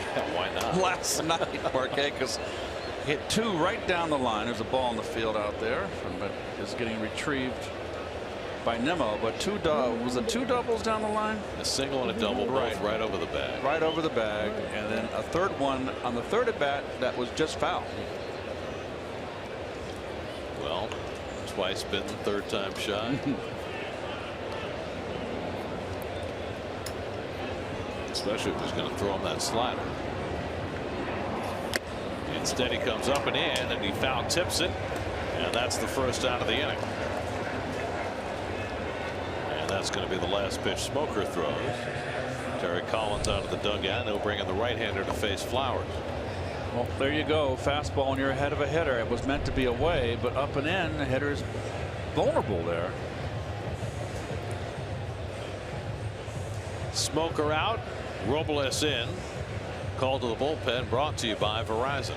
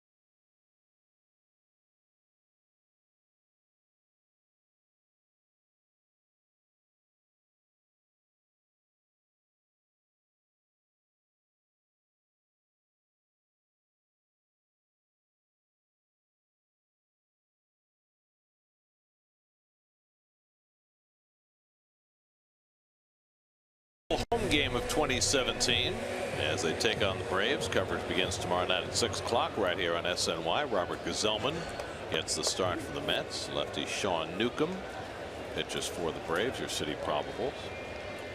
We've seen a little bit of Newcomb. He's got a big arm. Hansel Robles, coming off a good outing his last time out against the Nationals, will come in here in the 7th. Well, the number for Hansel has been that inherited runner stranded. Not a good number, 47%. A tough year. Spent some time in the minor leagues. Comes in here to face Tyler Flowers with 2 men on. Flowers 1 for 2. He's also been hit by a pitch. Albies at second. Freeman at first. And the first pitch slider stays inside for ball 1. Well, the Rockies are underway. Big game for them against the Marlins in Coors Field, where it's 58 degrees at game time. And the Rockies have scored a run in the bottom of the first and lead 1-0. 1-1 to Flowers. Meanwhile, the team's chasing Colorado. The Cardinals up 5-1 on the Cubs in the second. Tommy Pham with a home run. And the Brewers up 6-2 on the Reds in the fourth. Tommy Pham might be the MVP of that Cardinal team. I think you're right. He gave them energy when they needed it the most. Yep. It's hard for me to believe that the Cardinals are in contention.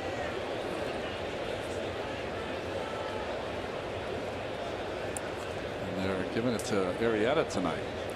If they win tonight, the Cardinals will have a winning record. There go the runners. Pitch outside. Plawecki throws a terrible one, and it's a double steal. So Albies steals third, his 5th stolen base. Freeman steals second, his 8th. Did he hit the umpire with his arm? Or? And that could be umpire's interference if it is. That's up to Joe West to call it on himself if he wanted to. I don't see it. No. And he's going to send the runners back.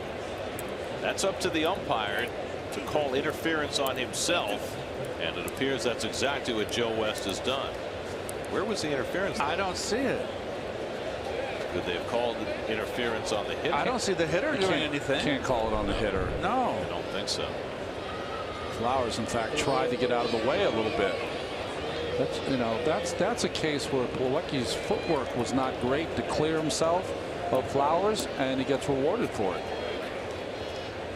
It appears that the interference was called on Freeman, and because it was unintentional, the runners are simply sent back.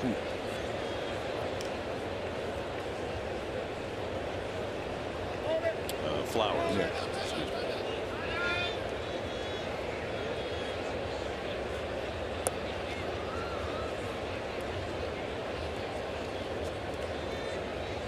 So Robles gets a bit of a break there.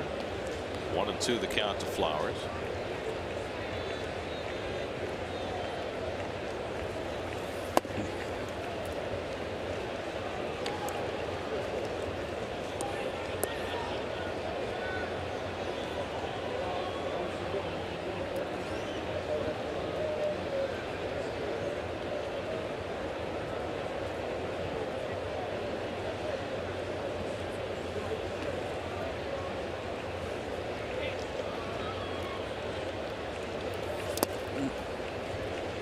Full count.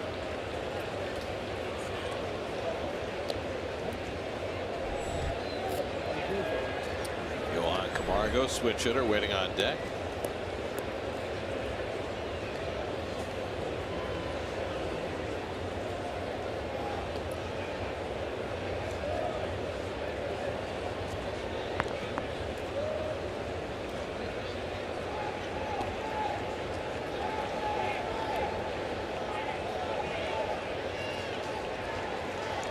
Two runners go, struck him out, throw to third, safe, and they get their double steal after all, but Flowers strikes out for the second out.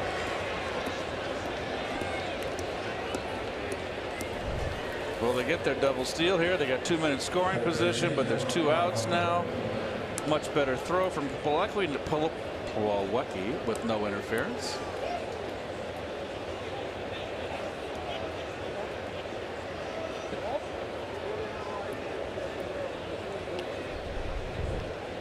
So now 2 in scoring position with 2 out. And the batter is Camargo, who's 0 for 3 tonight.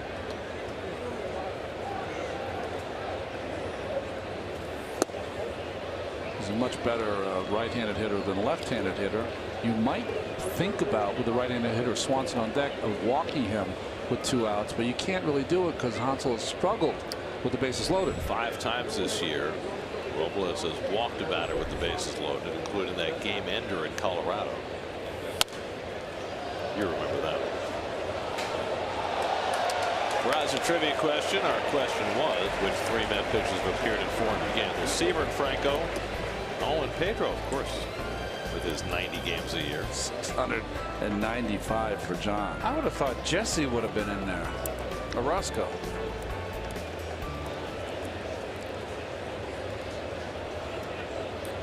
Jesse had 372, which is 5th on the Mets all-time list. 4th is Jerry Koosman. So, yeah. I mean, how unusual is that you've got 2 starters in the top 4 in appearances? This shows you how long Seaver and Koosman both stayed with this franchise. Of course, Tom had his second go-round in the 80s.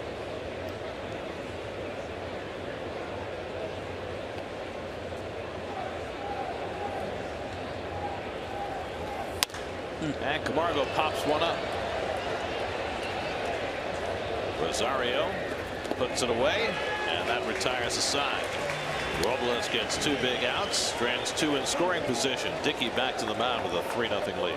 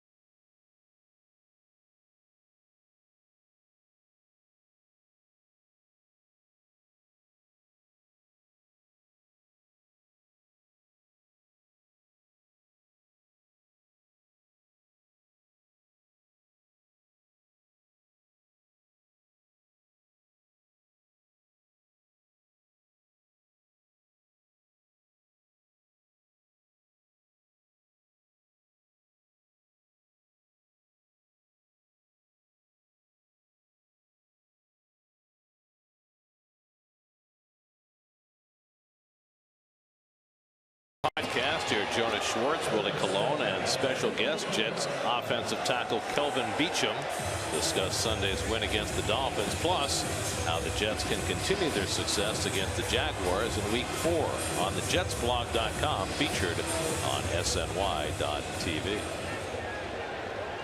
All right, Dickey, 6 scoreless innings, only 62 pitches to get there. And he'll get the 3, 4, and 5 hitters in the Mets batting order. Cabrera, Nimmo, and Plawecki in the 7th. 3-0 Atlanta. As Struble is 0 for 2, and he takes the knuckleball inside. The last 4 innings, Dickey has thrown 3 balls at 28 strikes. Knuckleball. Well, this is what we saw 5 years ago. He had games like this all the time. Freeman handles the weak ground ball for the first out, and that's 13 in a row retired by Dickey, and we check in with Steve. Well, that's 9 ground balls tonight that the Braves have had to handle, and they've got a pretty good infield coach to help them do that in Ron Washington. And listen, if you spend any time with Ron Washington, you know he's a real old school guy. He thinks that his team needs to spend as much time on fielding as they do on hitting. He runs his infielders through these drills every single day. The first glove they use, it's a smaller glove glove that just gets their hand around the baseball. This, you see, looks almost like a flat paddle.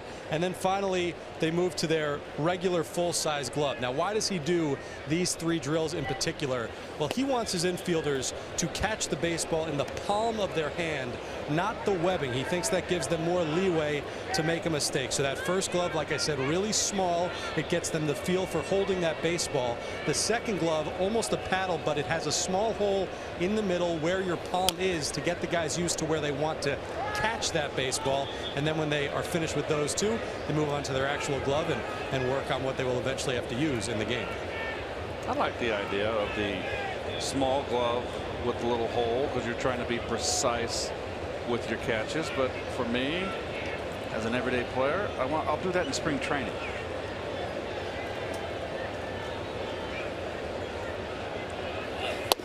It's like playing snooker instead of billiards, right? The small little pocket. Right. But I've heard 2 guys that are just incredible teaching infielders, and that's Perry Hill and Ron Washington. Perry Hill, longtime Marlins coach. Knuckleball drilled into right field, and Nimmo's got his second hit of the day. After Dickey had retired 13 in a row, Nimmo breaks that stretch with a 1-out single. Got the knuckleball up, didn't drop. See, up in the belt, up the belt.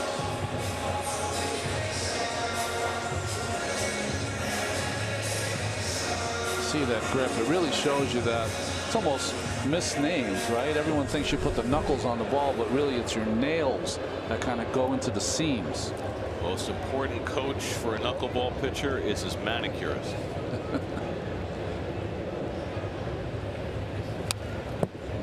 Milwaukee fouls back the slow knuckleball.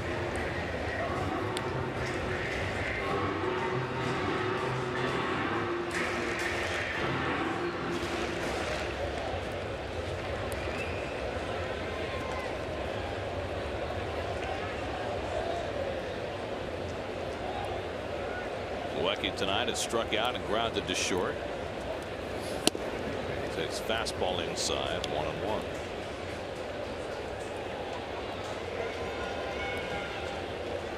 Dickey in his start against the Mets threw 30% fastballs. It's been a lot lower percentage tonight.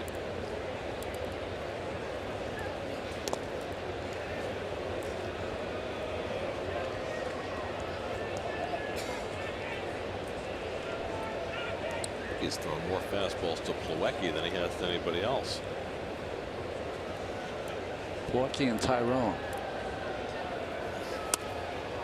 Knuckler low and in, 2-1. Murray has not walked about it tonight. For the year, he's averaged 3.3 walks per 9 innings, which is pretty good for a knuckleball pitcher. In his Cy Young year here, he barely walked anybody.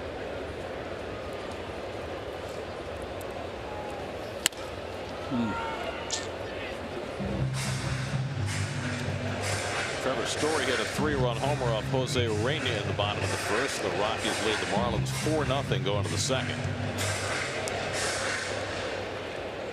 No lead is safe in Colorado. Saying they should be anxious to tack on. Absolutely. I don't need to tell you that, Gary. We've endured some long days there. Remember, the Mets played the first ever game at Coors Field. That one went 14 innings. Dante Bichette. Dante Bichette with the shaking of the fist.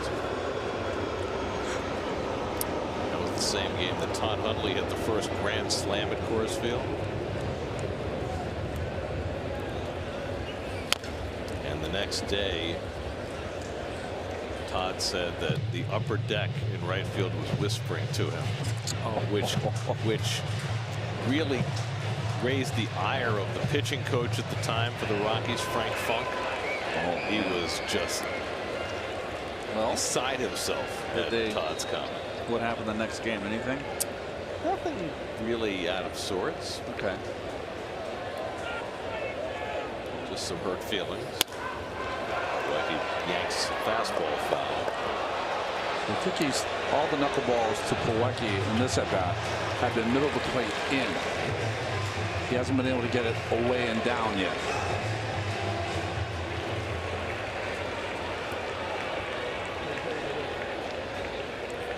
Dickey's had a lot of fast at bats tonight. This will be the 7th pitch to Plawecki, though.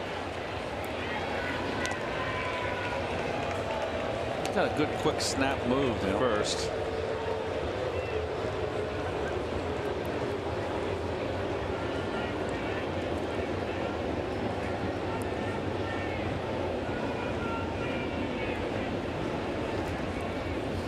And Plawecki hits one deep to left. Peterson looks up, and it's out of here. Plawecki got a knuckleball to hit, and he smacks a 2-run homer, his 3rd of the year, to get the Mets right back in this game. It's 3-2 Atlanta.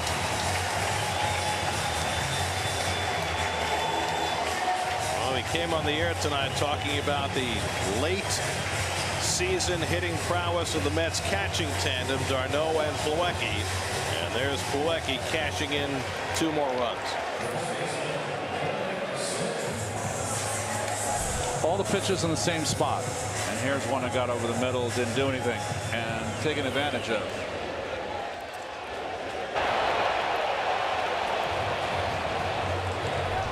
So the Mets get on the board. They get within a run.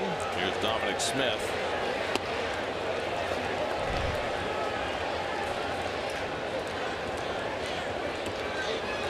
Ball never turned over. Yeah, it didn't do much, did it? 26th home run Dickey is allowed this year.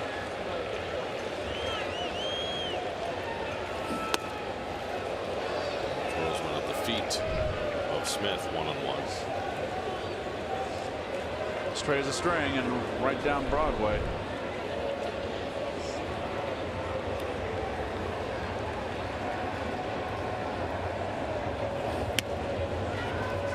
Knuckleball sits high, 2-1. That Mets home run means $2,000, enough for no kid hungry to provide 20,000 meals courtesy of City.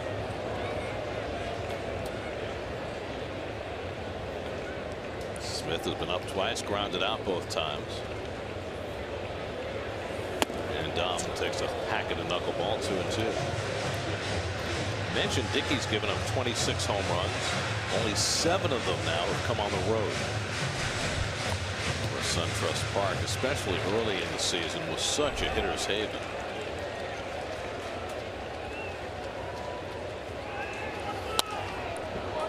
Not only that, not only has he given up only 7 on the road, it's his first road home run allowed since June 13th. So more than 3 months since RA had allowed a home run away from SunTrust Park before Plawecki got him. Tom just had a pitch to hit there, missed it.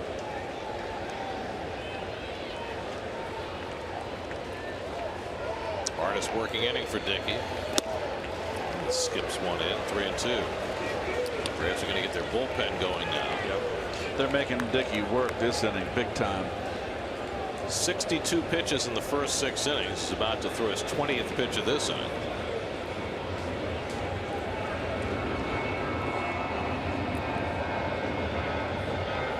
And Smith grounds one to the right side for Albies. He bobbles it but recovers in time. 2 out.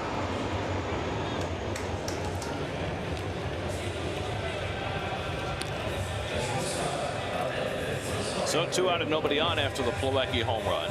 And now Rosario. Ahmed is 0 for 2, struck out and flied out.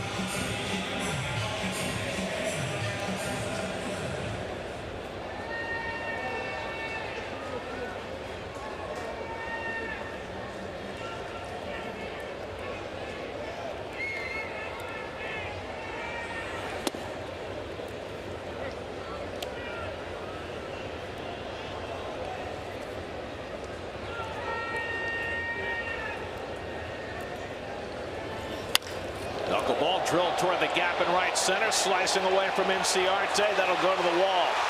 Rosario to second, takes the turn. He's going to try for 3. Albies with a relay throw. Rosario gets in safely. Ooh.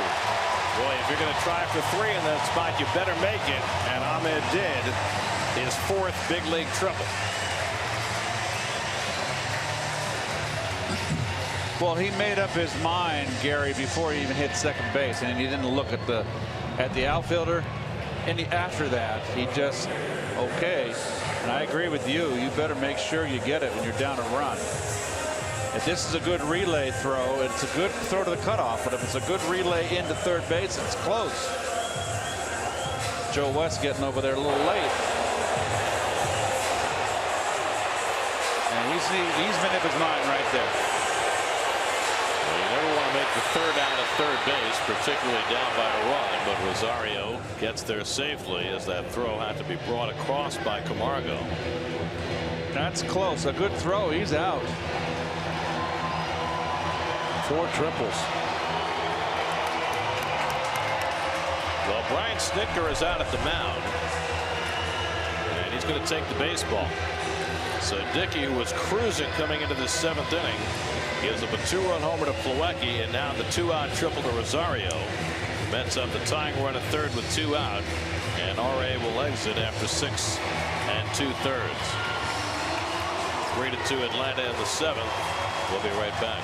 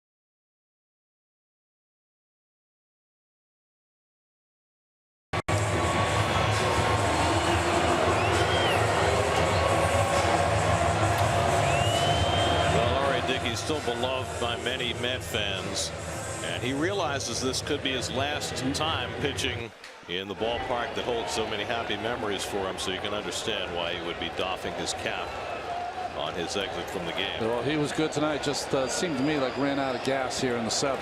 Dan Winkler, who came on in relief in the first game yesterday, comes in to face Travis Tyrone with the tying run at third, and misses high with the fastball for ball 1.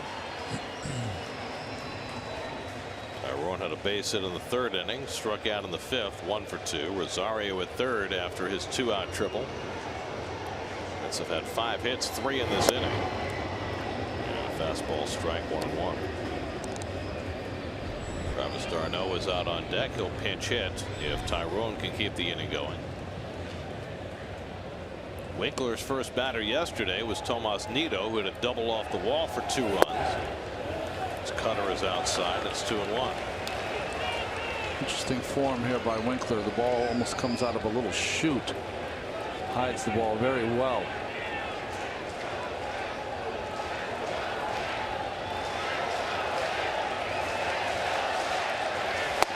Tyrone can't get the cutter, and it's 2-2.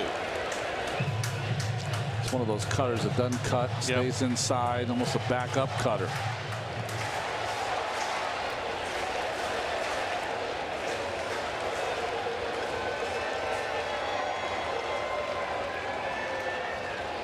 Two coming. Struck him out. Side retired. Let's get closer on Plawecki's 2-run homer, but Rosario stranded at third. Fastball.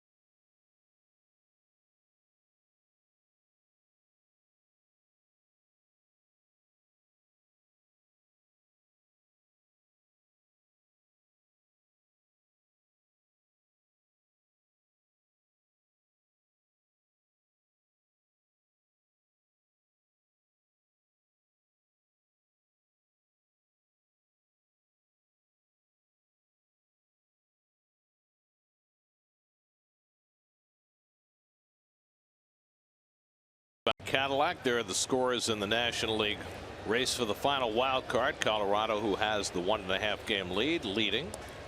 Brewers a 1.5 games behind, leading. Cardinals 2.5 behind, leading. All is well. Also, Robles stays on to start the 8th inning after getting the final 2 outs in the 7th. Dansby Swanson an infield hit and a walk tonight, 1 for 2.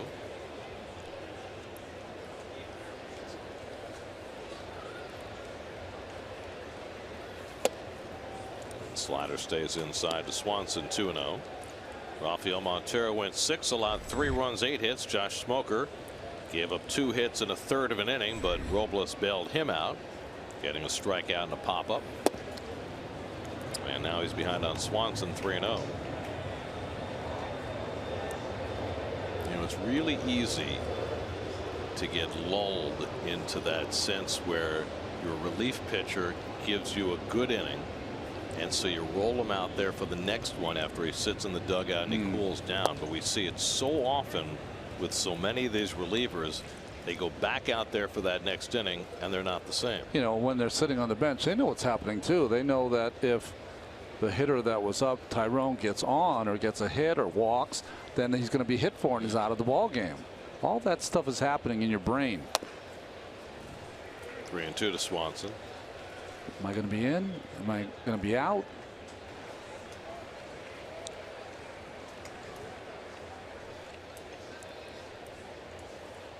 Let's see if he can come back and get him. Jace Peterson on deck. 3-2 to Swanson. And it's just off the plate, ball 4. So a leadoff walk. Tonight's quote of the game presented by Investors Bank, banking in your best interest. Tom Seaver said there are only 2 places, first place and no place. Okay. There's Big Tom. In Tom's case, there's first place and there's his vineyard. That's right. Yes. And Robles better keep a sharp eye and keep Swanson close. Peterson, bit of surprise. Lay down a bunt with Cabrera playing back. Micah Johnson has come out on deck to pinch hit. I have a feeling Micah Johnson only pinch hits if it's first and second and he goes up there to bunt.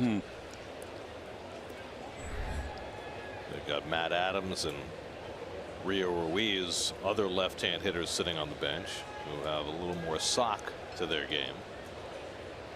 Micah's been used strictly to pinch run these last 2 series against the Mets. That's lifted to left. Coming toward the line, Aoki. He's there. Back to first, Swanson. He was thinking about tagging, but he goes nowhere. 1 out. And sure enough, Micah Johnson going back to the dugout, and Matt Adams coming up to pinch hit. Adams, like Matt Kemp, is limited strictly to swinging the bat. He's got a bad hamstring, just like Kemp does. So if he gets on, they'll pinch run for him. Well, those are the little games that managers will play. Usually no one falls prey to it, to not get a left-hander up ready for Adams. But Terry had decided that Robles is going to face Adams here.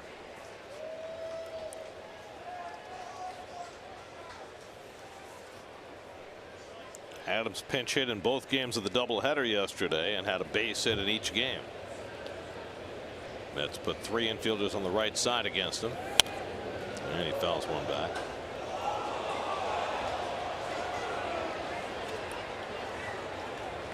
Well, it looks like it might be hard for the Twins to clinch their wild card spot tonight, because the Angels lead the White Sox 6-1 in the 5th. Twins need a win and an Angels loss to clinch that spot today. But then there's always tomorrow. 0-2 now to Adams. It's the nice thing about having a sizable lead. If you don't clinch it today, you can always clinch it tomorrow. But don't wait too long. Well, you guys in '86, how many days did you wait? Well, Philadelphia just. They didn't want. Then St. Louis, remember? No. Went from Philly to St. Louis. Really? And then we didn't do it. We came home and did it. Adams pops one up into shallow center. And Nimmo is there. 2 out. Well, in '06, remember as well. Remember we went to Pittsburgh thinking that they were going to clinch there, and I think they got swept before they came home and got the clincher done. By the way, I believe, if my dates are correct, that it was 2 years ago today that the Mets clinched their division title in Cincinnati on their way to the World Series. Lucas Duda with a home run early. I think David it was Wright. grand slam on the first, wasn't it? Yeah, it was a walkover. They shellacked the Reds that day, and then you know, made a mess. One of those good messes. A lot of celebrating that year, but it was all on the road. Right? That's right. They won the division in Cincinnati. They won the division series in LA, and they won the league championship series in Chicago. 1-1 to Inciarte, who's 1 for 3 to walk today. It'd be a good time right now for Swanson to try to swipe a bag. Yeah, you could see him staying there when Adams was up, but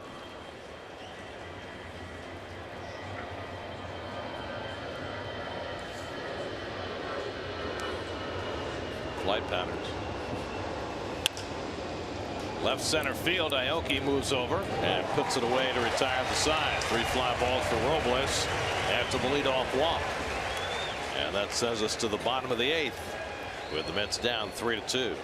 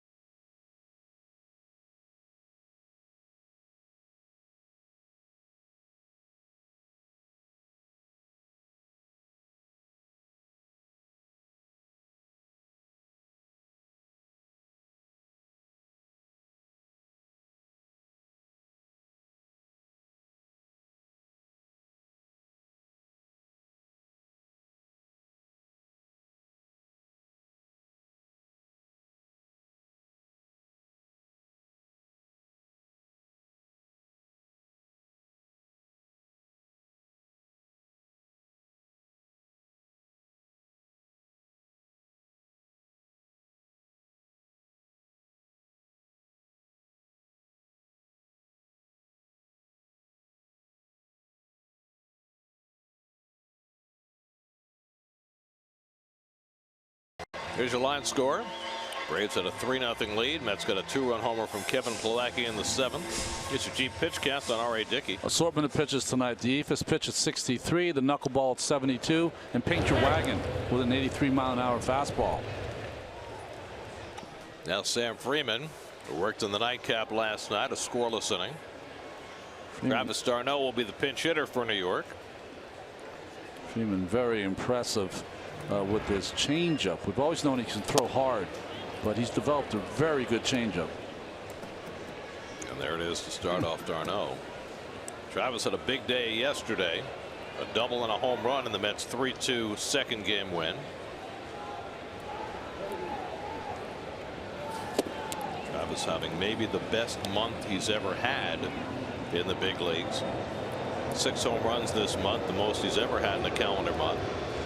16 RBIs, ties his career high for a month. Down in the count quickly to Freeman, 0-2. Nori Aoki on deck, and then Jose Reyes for the Mets in the 8th.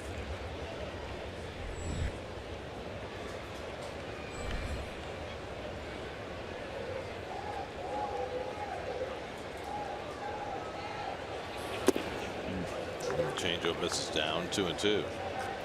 R.A. Dickey went 6 2/3, 2 runs, 5 hits, no walks, 4 strikeouts. Dan Winkler got the final out in the 7th, striking out Tyrone to strand the tying run at 3rd. And now Freeman picking it up in the 8th. There are tonight's starters, brought to you by People's United Bank. Montero gave up 3 runs in the first 2 innings, nothing after that.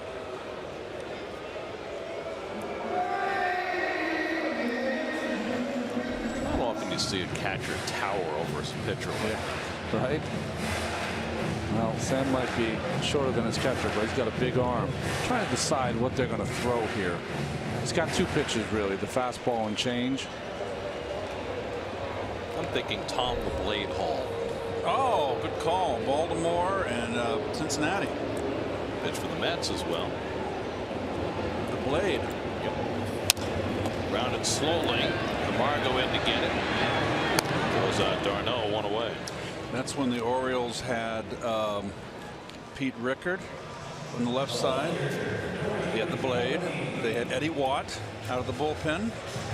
And the other right-hander, the big tall guy with a submariner. I can't think of his name. Not Mo Trubowski. No. Can't think of his name.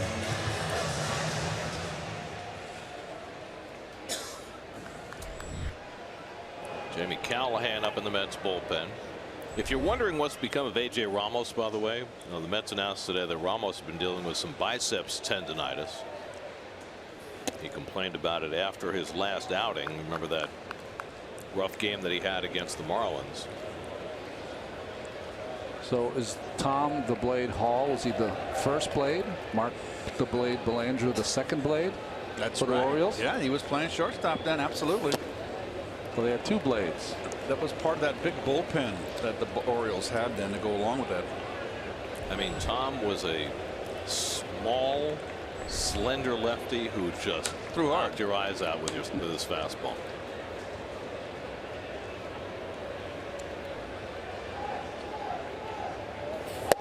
Aoki takes a fastball for a strike, and it's 2-1.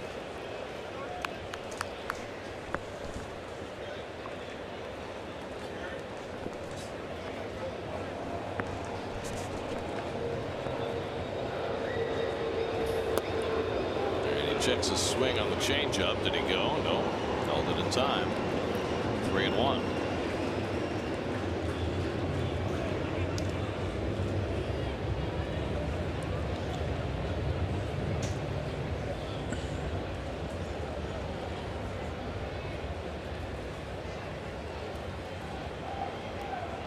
Coming, and that's outside, ball 4, and the Mets get the tying run aboard. A 1-out walk to Aoki. That's the first walk given up by Braves pitching tonight. You know what? I think, Keith, on that Baltimore staff, you're thinking of Dick Hall. Yes. Yes. Tom Hall pitched for the Twins and the Reds, and then he got to the Mets in '75. He never pitched with Baltimore? No. Okay. That's why I got confused. Dick Hall was that funky submariner almost, but big, tall, slender guy. Yeah.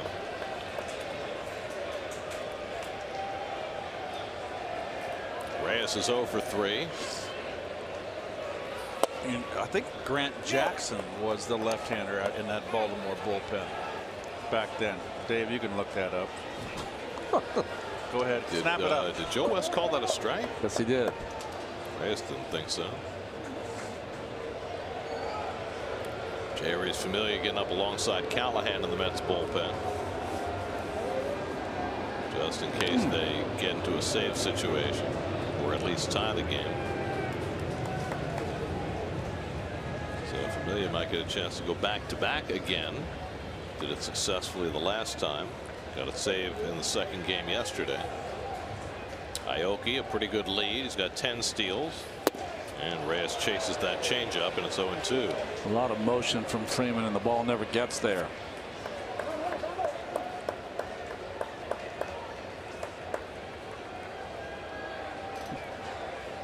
Tugs that hat tight. Low and firm. Reyes in a 2-strike hole, and Freeman steps off.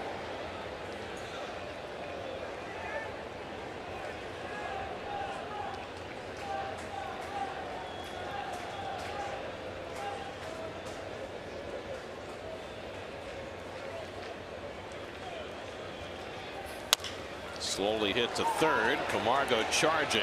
Low throw, and it skips away from Freeman. Aoki takes off for third. Reyes will go to second. Camargo rushing the throw against the speed of Reyes. Threw it in the dirt. Difficult hop for Freeman to try and pick up. He couldn't do it. And the Mets have the tying and go-ahead runs in scoring position with 1 out. Oh, he gives his first baseman the toughest of picks, the in-between hop. That ball came up, and Freddie did not have the luxury to come back with Reyes hustling down the line. It's an error all the way against Camargo.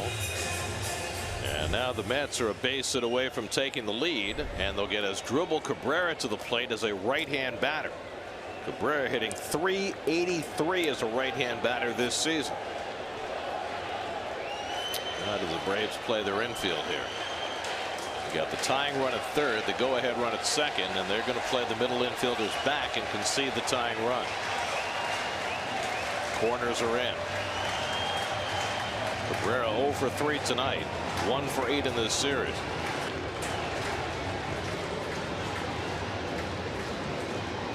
And as Asdrubal drives one to center field, back goes Inciarte, and he makes a great catch. Aoki tags and scores the tying run, but Inciarte denies the Mets the lead with another splendid catch in center field. Sacrifice fly for Cabrera ties the game, but Inciarte and that bold glove. A little bit too much hang time in the air allowed this young man to make a tremendous diving catch here. And there's the gold flashing. He was playing Cabrera in right center. Well, I don't think anything's going to equal the game-ending catch he made against Cespedes here last year when he took away what could have been a game-winning home run. But that one was pretty special. So the Mets have drawn even after being down 3-0. They've tied it up. Reyes held it second on that play, and now Nimmo, who's 2 for 3 on the day and had a hit against Freeman yesterday. Very costly error by the third baseman, Camargo. Mets have not had a hit here in the 8th inning. A walk, the error, and the sacrifice fly combined to get the tying run home.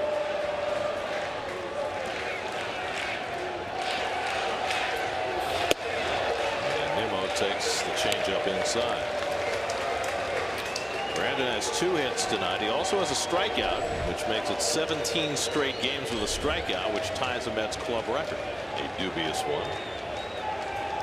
Held by pitcher Gary Gentry and Eric Young Jr. And now Nimmo is tied. And he checks the swing and takes a strike on a fastball, 1-1. But Nimmo also has 6 hits and 11 at bats in this series. A base hit here could give the Mets the lead.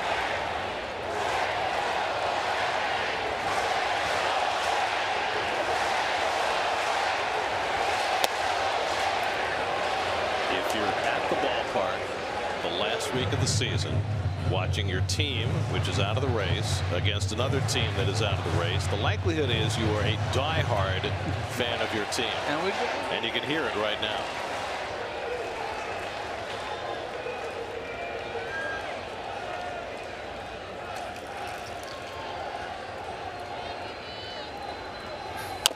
Nimmo fouls one off his leg.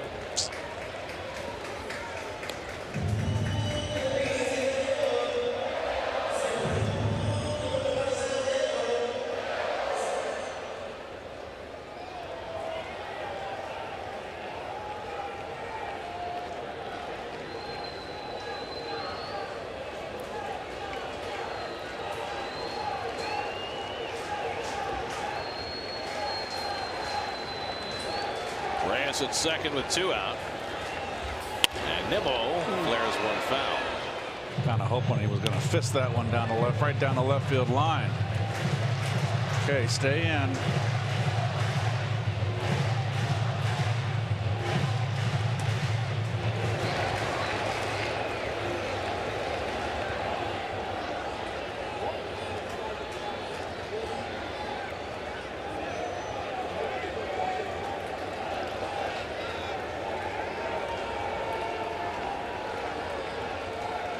Again, the 1-2 struck him out, getting over.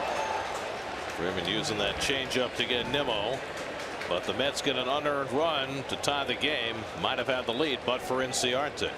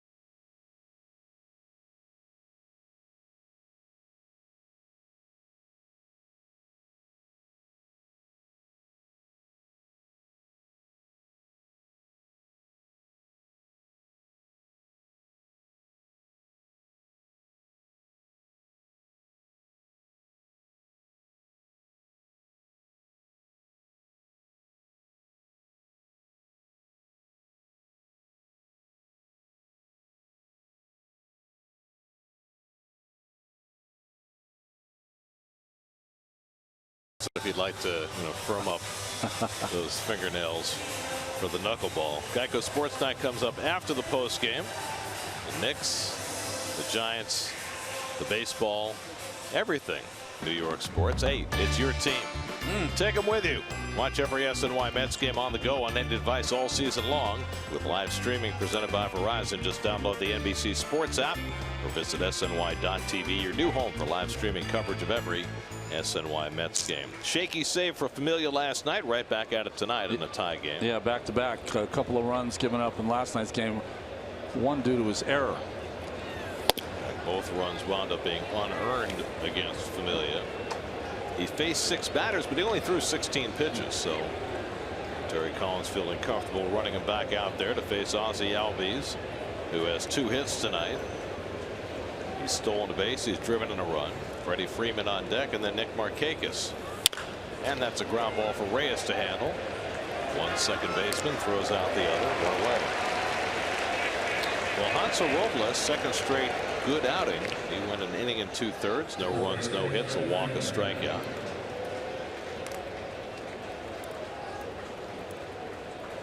So Rafael Montero is off the hook. R.A. Dickey will not get his 11th win. Freddie Freeman likes to swing early. He's very successful when he does. Sinker, hard sinker down and away. Another ball on the field. What's going on? Out of the bullpen, maybe? It's a long way. I know. Out of the bullpen. Got to get on top of that curveball. Maybe he did too much. One hop over the fence.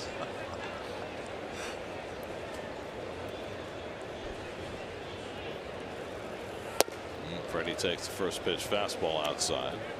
Freeman is 2 for 4 tonight. He's gone to left center with both his base hits. Freeman 5 for 14 with a pair of home runs against Familia.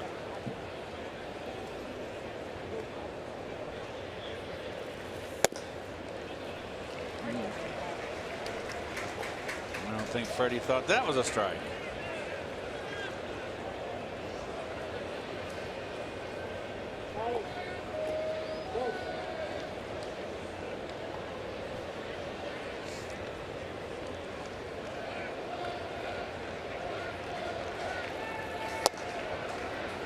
Slider bends in for a strike, and it's 1-2. Freddie's not happy. Yeah, he might not be long for this game. He felt that breaking ball was outside. Now Familia's got him down in the count.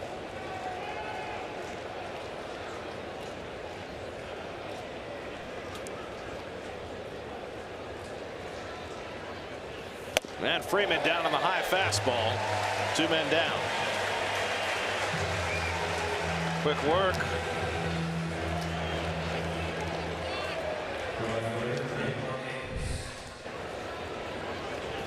Upstairs. The tilt to the shoulder, the uppercut, and you cannot catch up with that high, hard one. So 2 out and nobody on. Now Markakis, who's 1 for 4. Doubled in a run back in the first inning. And he lines one to left field. That's down for a base hit. So Markakis going the other way, a 2-out single. You got to keep an eye on him at first base. You can try to sneak one here. This is a time where even if you're not a base stealer, a prolific base stealer, you can sneak one. Even though he's got 0 stolen bases. You still can't forget about him.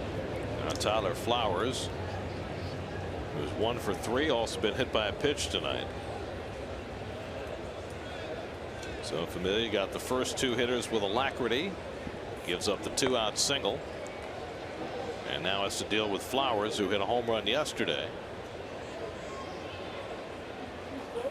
And the first pitch slider for ball 1.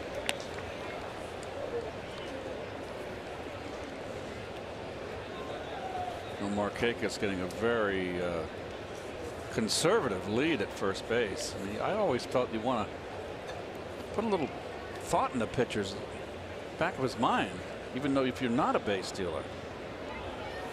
Well, especially with a pitcher like Familia, who's not always comfortable throwing the ball to first base. Get him something to think about. I would think that would have to be part of the scouting report, right, Ronnie? Well, yeah, you definitely know it. I just think, you know, this is end of the season. 2 teams not in the race, and sometimes the on button is not pushed. 1-1 to Flowers. And the slider bends in for a strike, and it's 1-2.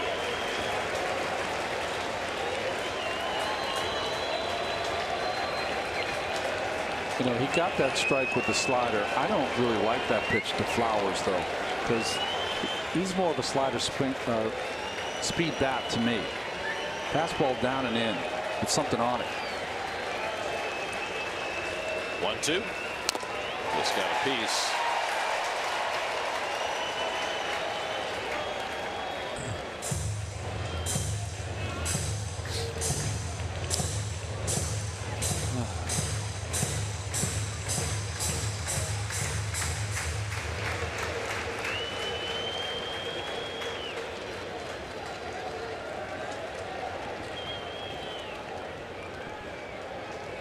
Markakis at first and 2 out.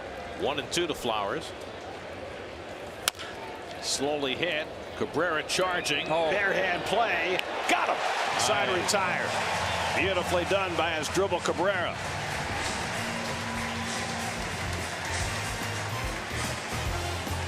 Familia comes in back-to-back days, gets the job done with help from Cabrera. We go to the bottom of the ninth, tied at 3. It's a big league play.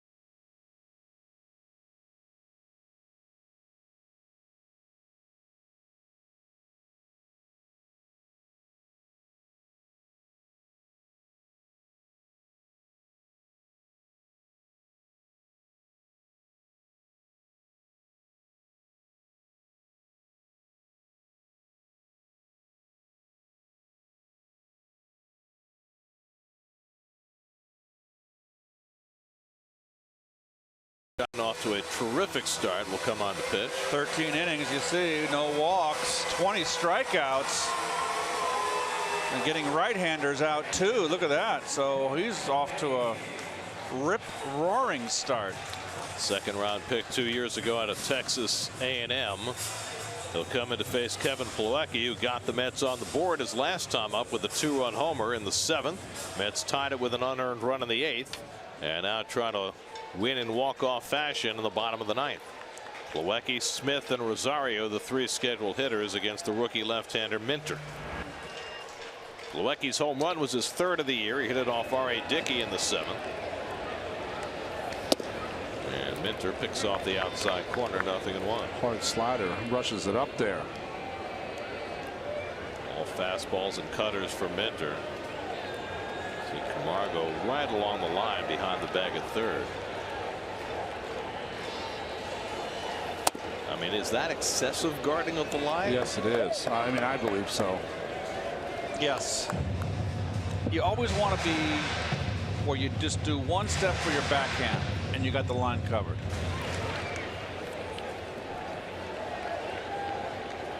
Camargo had trouble on the plate coming in the last inning. That led to the Mets tying the game. That's lined to the left field. A base hit for Plawecki. So Kevin continues to swing the bat well, his 2nd hit of the night, and the Mets have the potential winning run aboard with nobody out. Pinch runner. And Juan Lagares will run for Plawecki. A little 0-2 hit here, Keith. Very nice. Ball down in the strike zone. She wanted it away, and it came right down the pipe. Nice hitting by Kev. So Lagares pinch running at first. Dominic Smith, the batter. Dom is 0 for his last 14 and 3 for his last 35, and now facing the left-hander. You don't suppose he'd be asked to bunt, do you? No, I would want Juan to try to steal a bag, but you don't know about this left-hander's move. Camargo in on the grass at third, and Dom takes a fastball for a strike.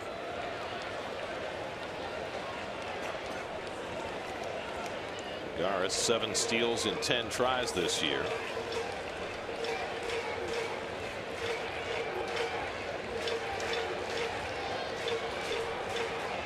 Ahmed Rosario waiting on deck. And Smith takes the fastball away at 97, a ball and a strike. He's got a good arm.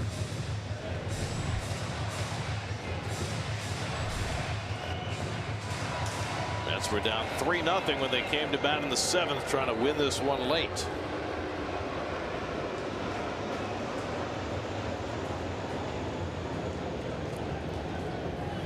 And Smith takes the cutter in the dirt, 2-1. By the way, for reference, Dom has 1 sacrifice in his professional career. That came 3 years ago for Savannah. The Sand Gnats. Very good, Keith.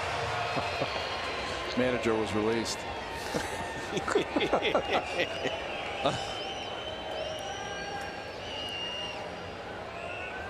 Of course, as you well know, Keith, as the low throw is picked out by Freeman. As you well know, the Savannah Sand Gnats are now the Columbia Fireflies. What? In the South Atlantic League.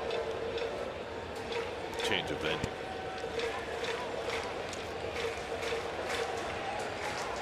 Wasn't on my radar. Missed that one.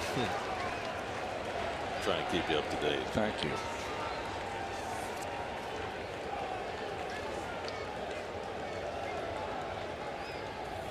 And Smith takes inside, 3-1. Dom has had 28 at bats against lefties, only 4 hits, so he's hitting 143 against lefties.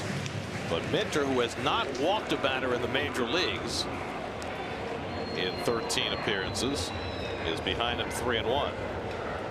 I don't think I send Lagares here. Not with Dom struggling at the plate.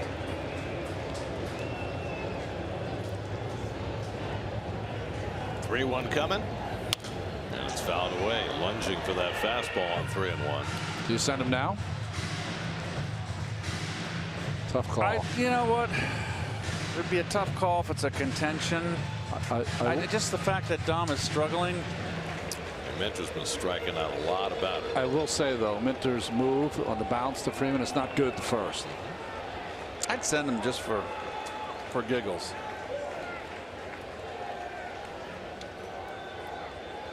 Nope.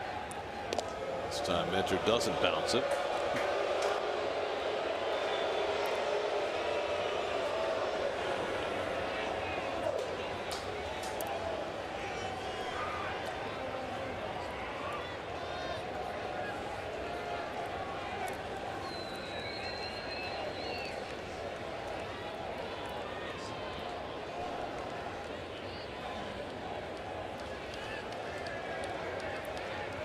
Outfield deep, playing no doubles. A double could win the game.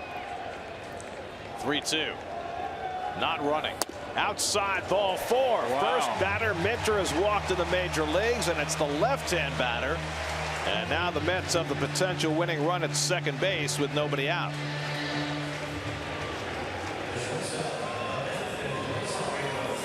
And Ahmed Rosario with a chance to either win it or perhaps to move the runners with a bunt. What would you do? Chuck Hernandez, the pitching coach, going to go out and talk to Minter, while Glenn Sherlock counsels Rosario. I'd bunt. Usually I say I agree with you there, Keith, but it's not a lot behind Rosario. I might let him swing coming off the triple. Give him 1 strike? Yeah, I don't think this guy's easy to bunt. Throws hard. I mean, you've got Tyrone and then the pitcher's spot. You still have Evans, Reynolds, and Nito left on the bench. Long conversation with the entire infield at the mound Rosario, no sacrifices in the major leagues. His last one in the minors was 2 years ago for St. Lucie. He has 5 in his minor league career. Terry has an all right-handed bench, and there's nobody up in that Brave bullpen, so it's on the left-hander. Braves are pinching the corners in. They're certainly looking for the bunt from Rosario, who had a triple to right center his last time up. Lagares carrying the winning run at second base. I'd give him one strike. Yeah. Let it rip. Nope. Showing bunt. And lays off. The throw down to second by Flowers. And Lagares got back easily, and Swanson had to pull it out of the dirt. I think he got bumped by Joe West on that throw. Again.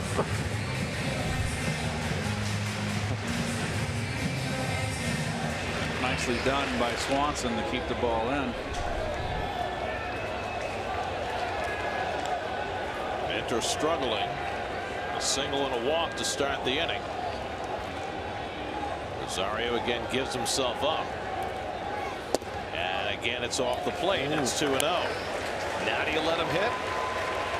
I was letting him hit the whole way. I first pitch for 1 strike, let him swing. You got Freeman coming in. Albies is in because he's coming over to first. You got pinched Camargo at third base. See, lots of holes. You didn't have to have your third base coach have to come down the line and get your attention. You got to look every time down your third base coach for the sign.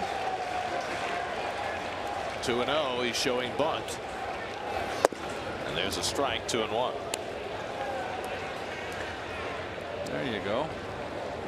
I just think with your numbers of 5 sacrifice bunts in the minor leagues, none in the majors, you're asking someone to do something that he didn't do his entire minor league career. He's always a star, middle of the order, top of the order type hitter. There you go. Wow. Okay. Freeman comes in a little harder. The bunt goes toward third, but foul, and now it's 2-2. And now you got to let him swing. I don't think I've even seen him try to bunt for a base hit while he's been here. And we've talked about that because they've been kind of giving it to him, playing the third baseman back. So now Sherlock with another verbal command. Mets are 0 for 7 with runners in scoring position tonight, but they only need 1 with the speed of Lagares at second.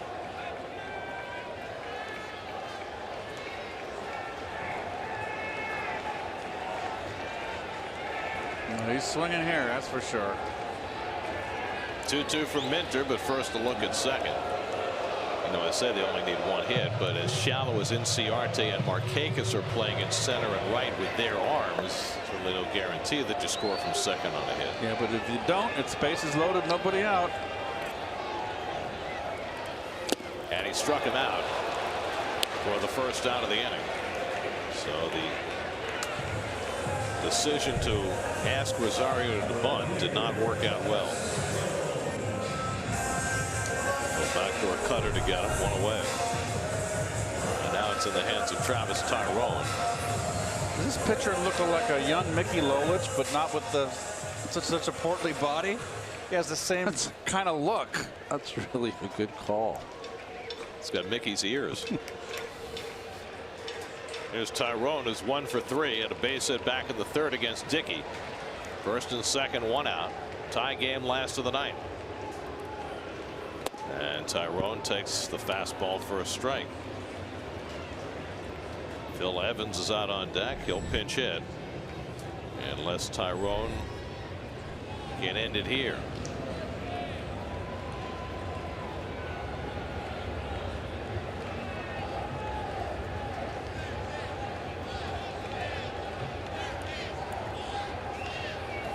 And Travis yanks 1 foul. Cutter in on him. Now it's 0-2. Well, the Mets had a 6-man right-handed bench when the evening began. Cicchini and Darno used to pinch hit. Lagares was used to pinch a run, and that's what's left.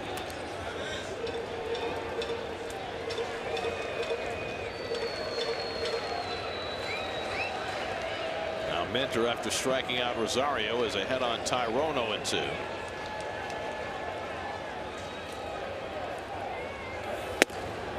Open in at 97, 1-2.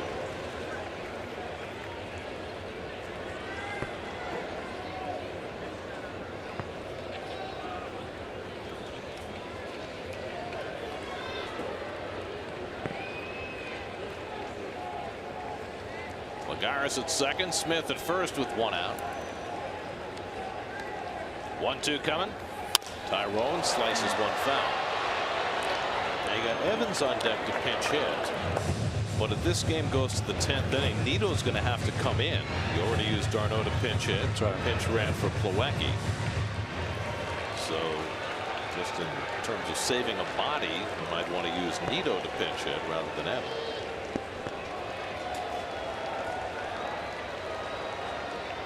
I think Terry wants to put his best hitter up there, but he feels his best hitter on the bench to win the game. We'll see. 1-2 outside. Although both Evans and Nito have looked pretty good swinging the bat so far. Well, the outfield is crashed in, and that's against Tyrone, who had 25 home runs this year. I'm confident about Markakis and Ciarte, but Peterson in left field, I don't know if he goes back on the ball that well. 2-2 coming.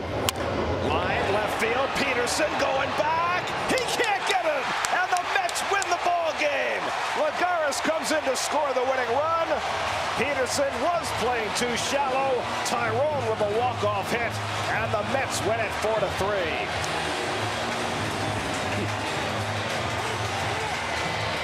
Well, great for that young man. It's been a tough go for him after coming up for the first time for the minor leagues, and he gets himself a walk-off hit. Yes, no question. He's really been having a tough go, and that feels great. His first game winner.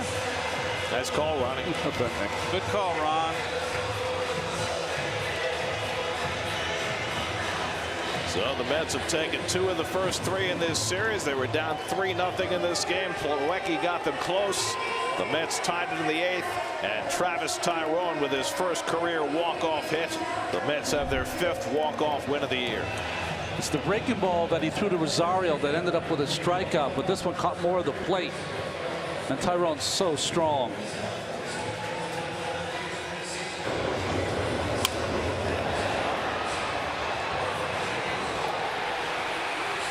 Juan never takes anything for granted. Bravo. So the Mets with a come-from-behind victory tonight.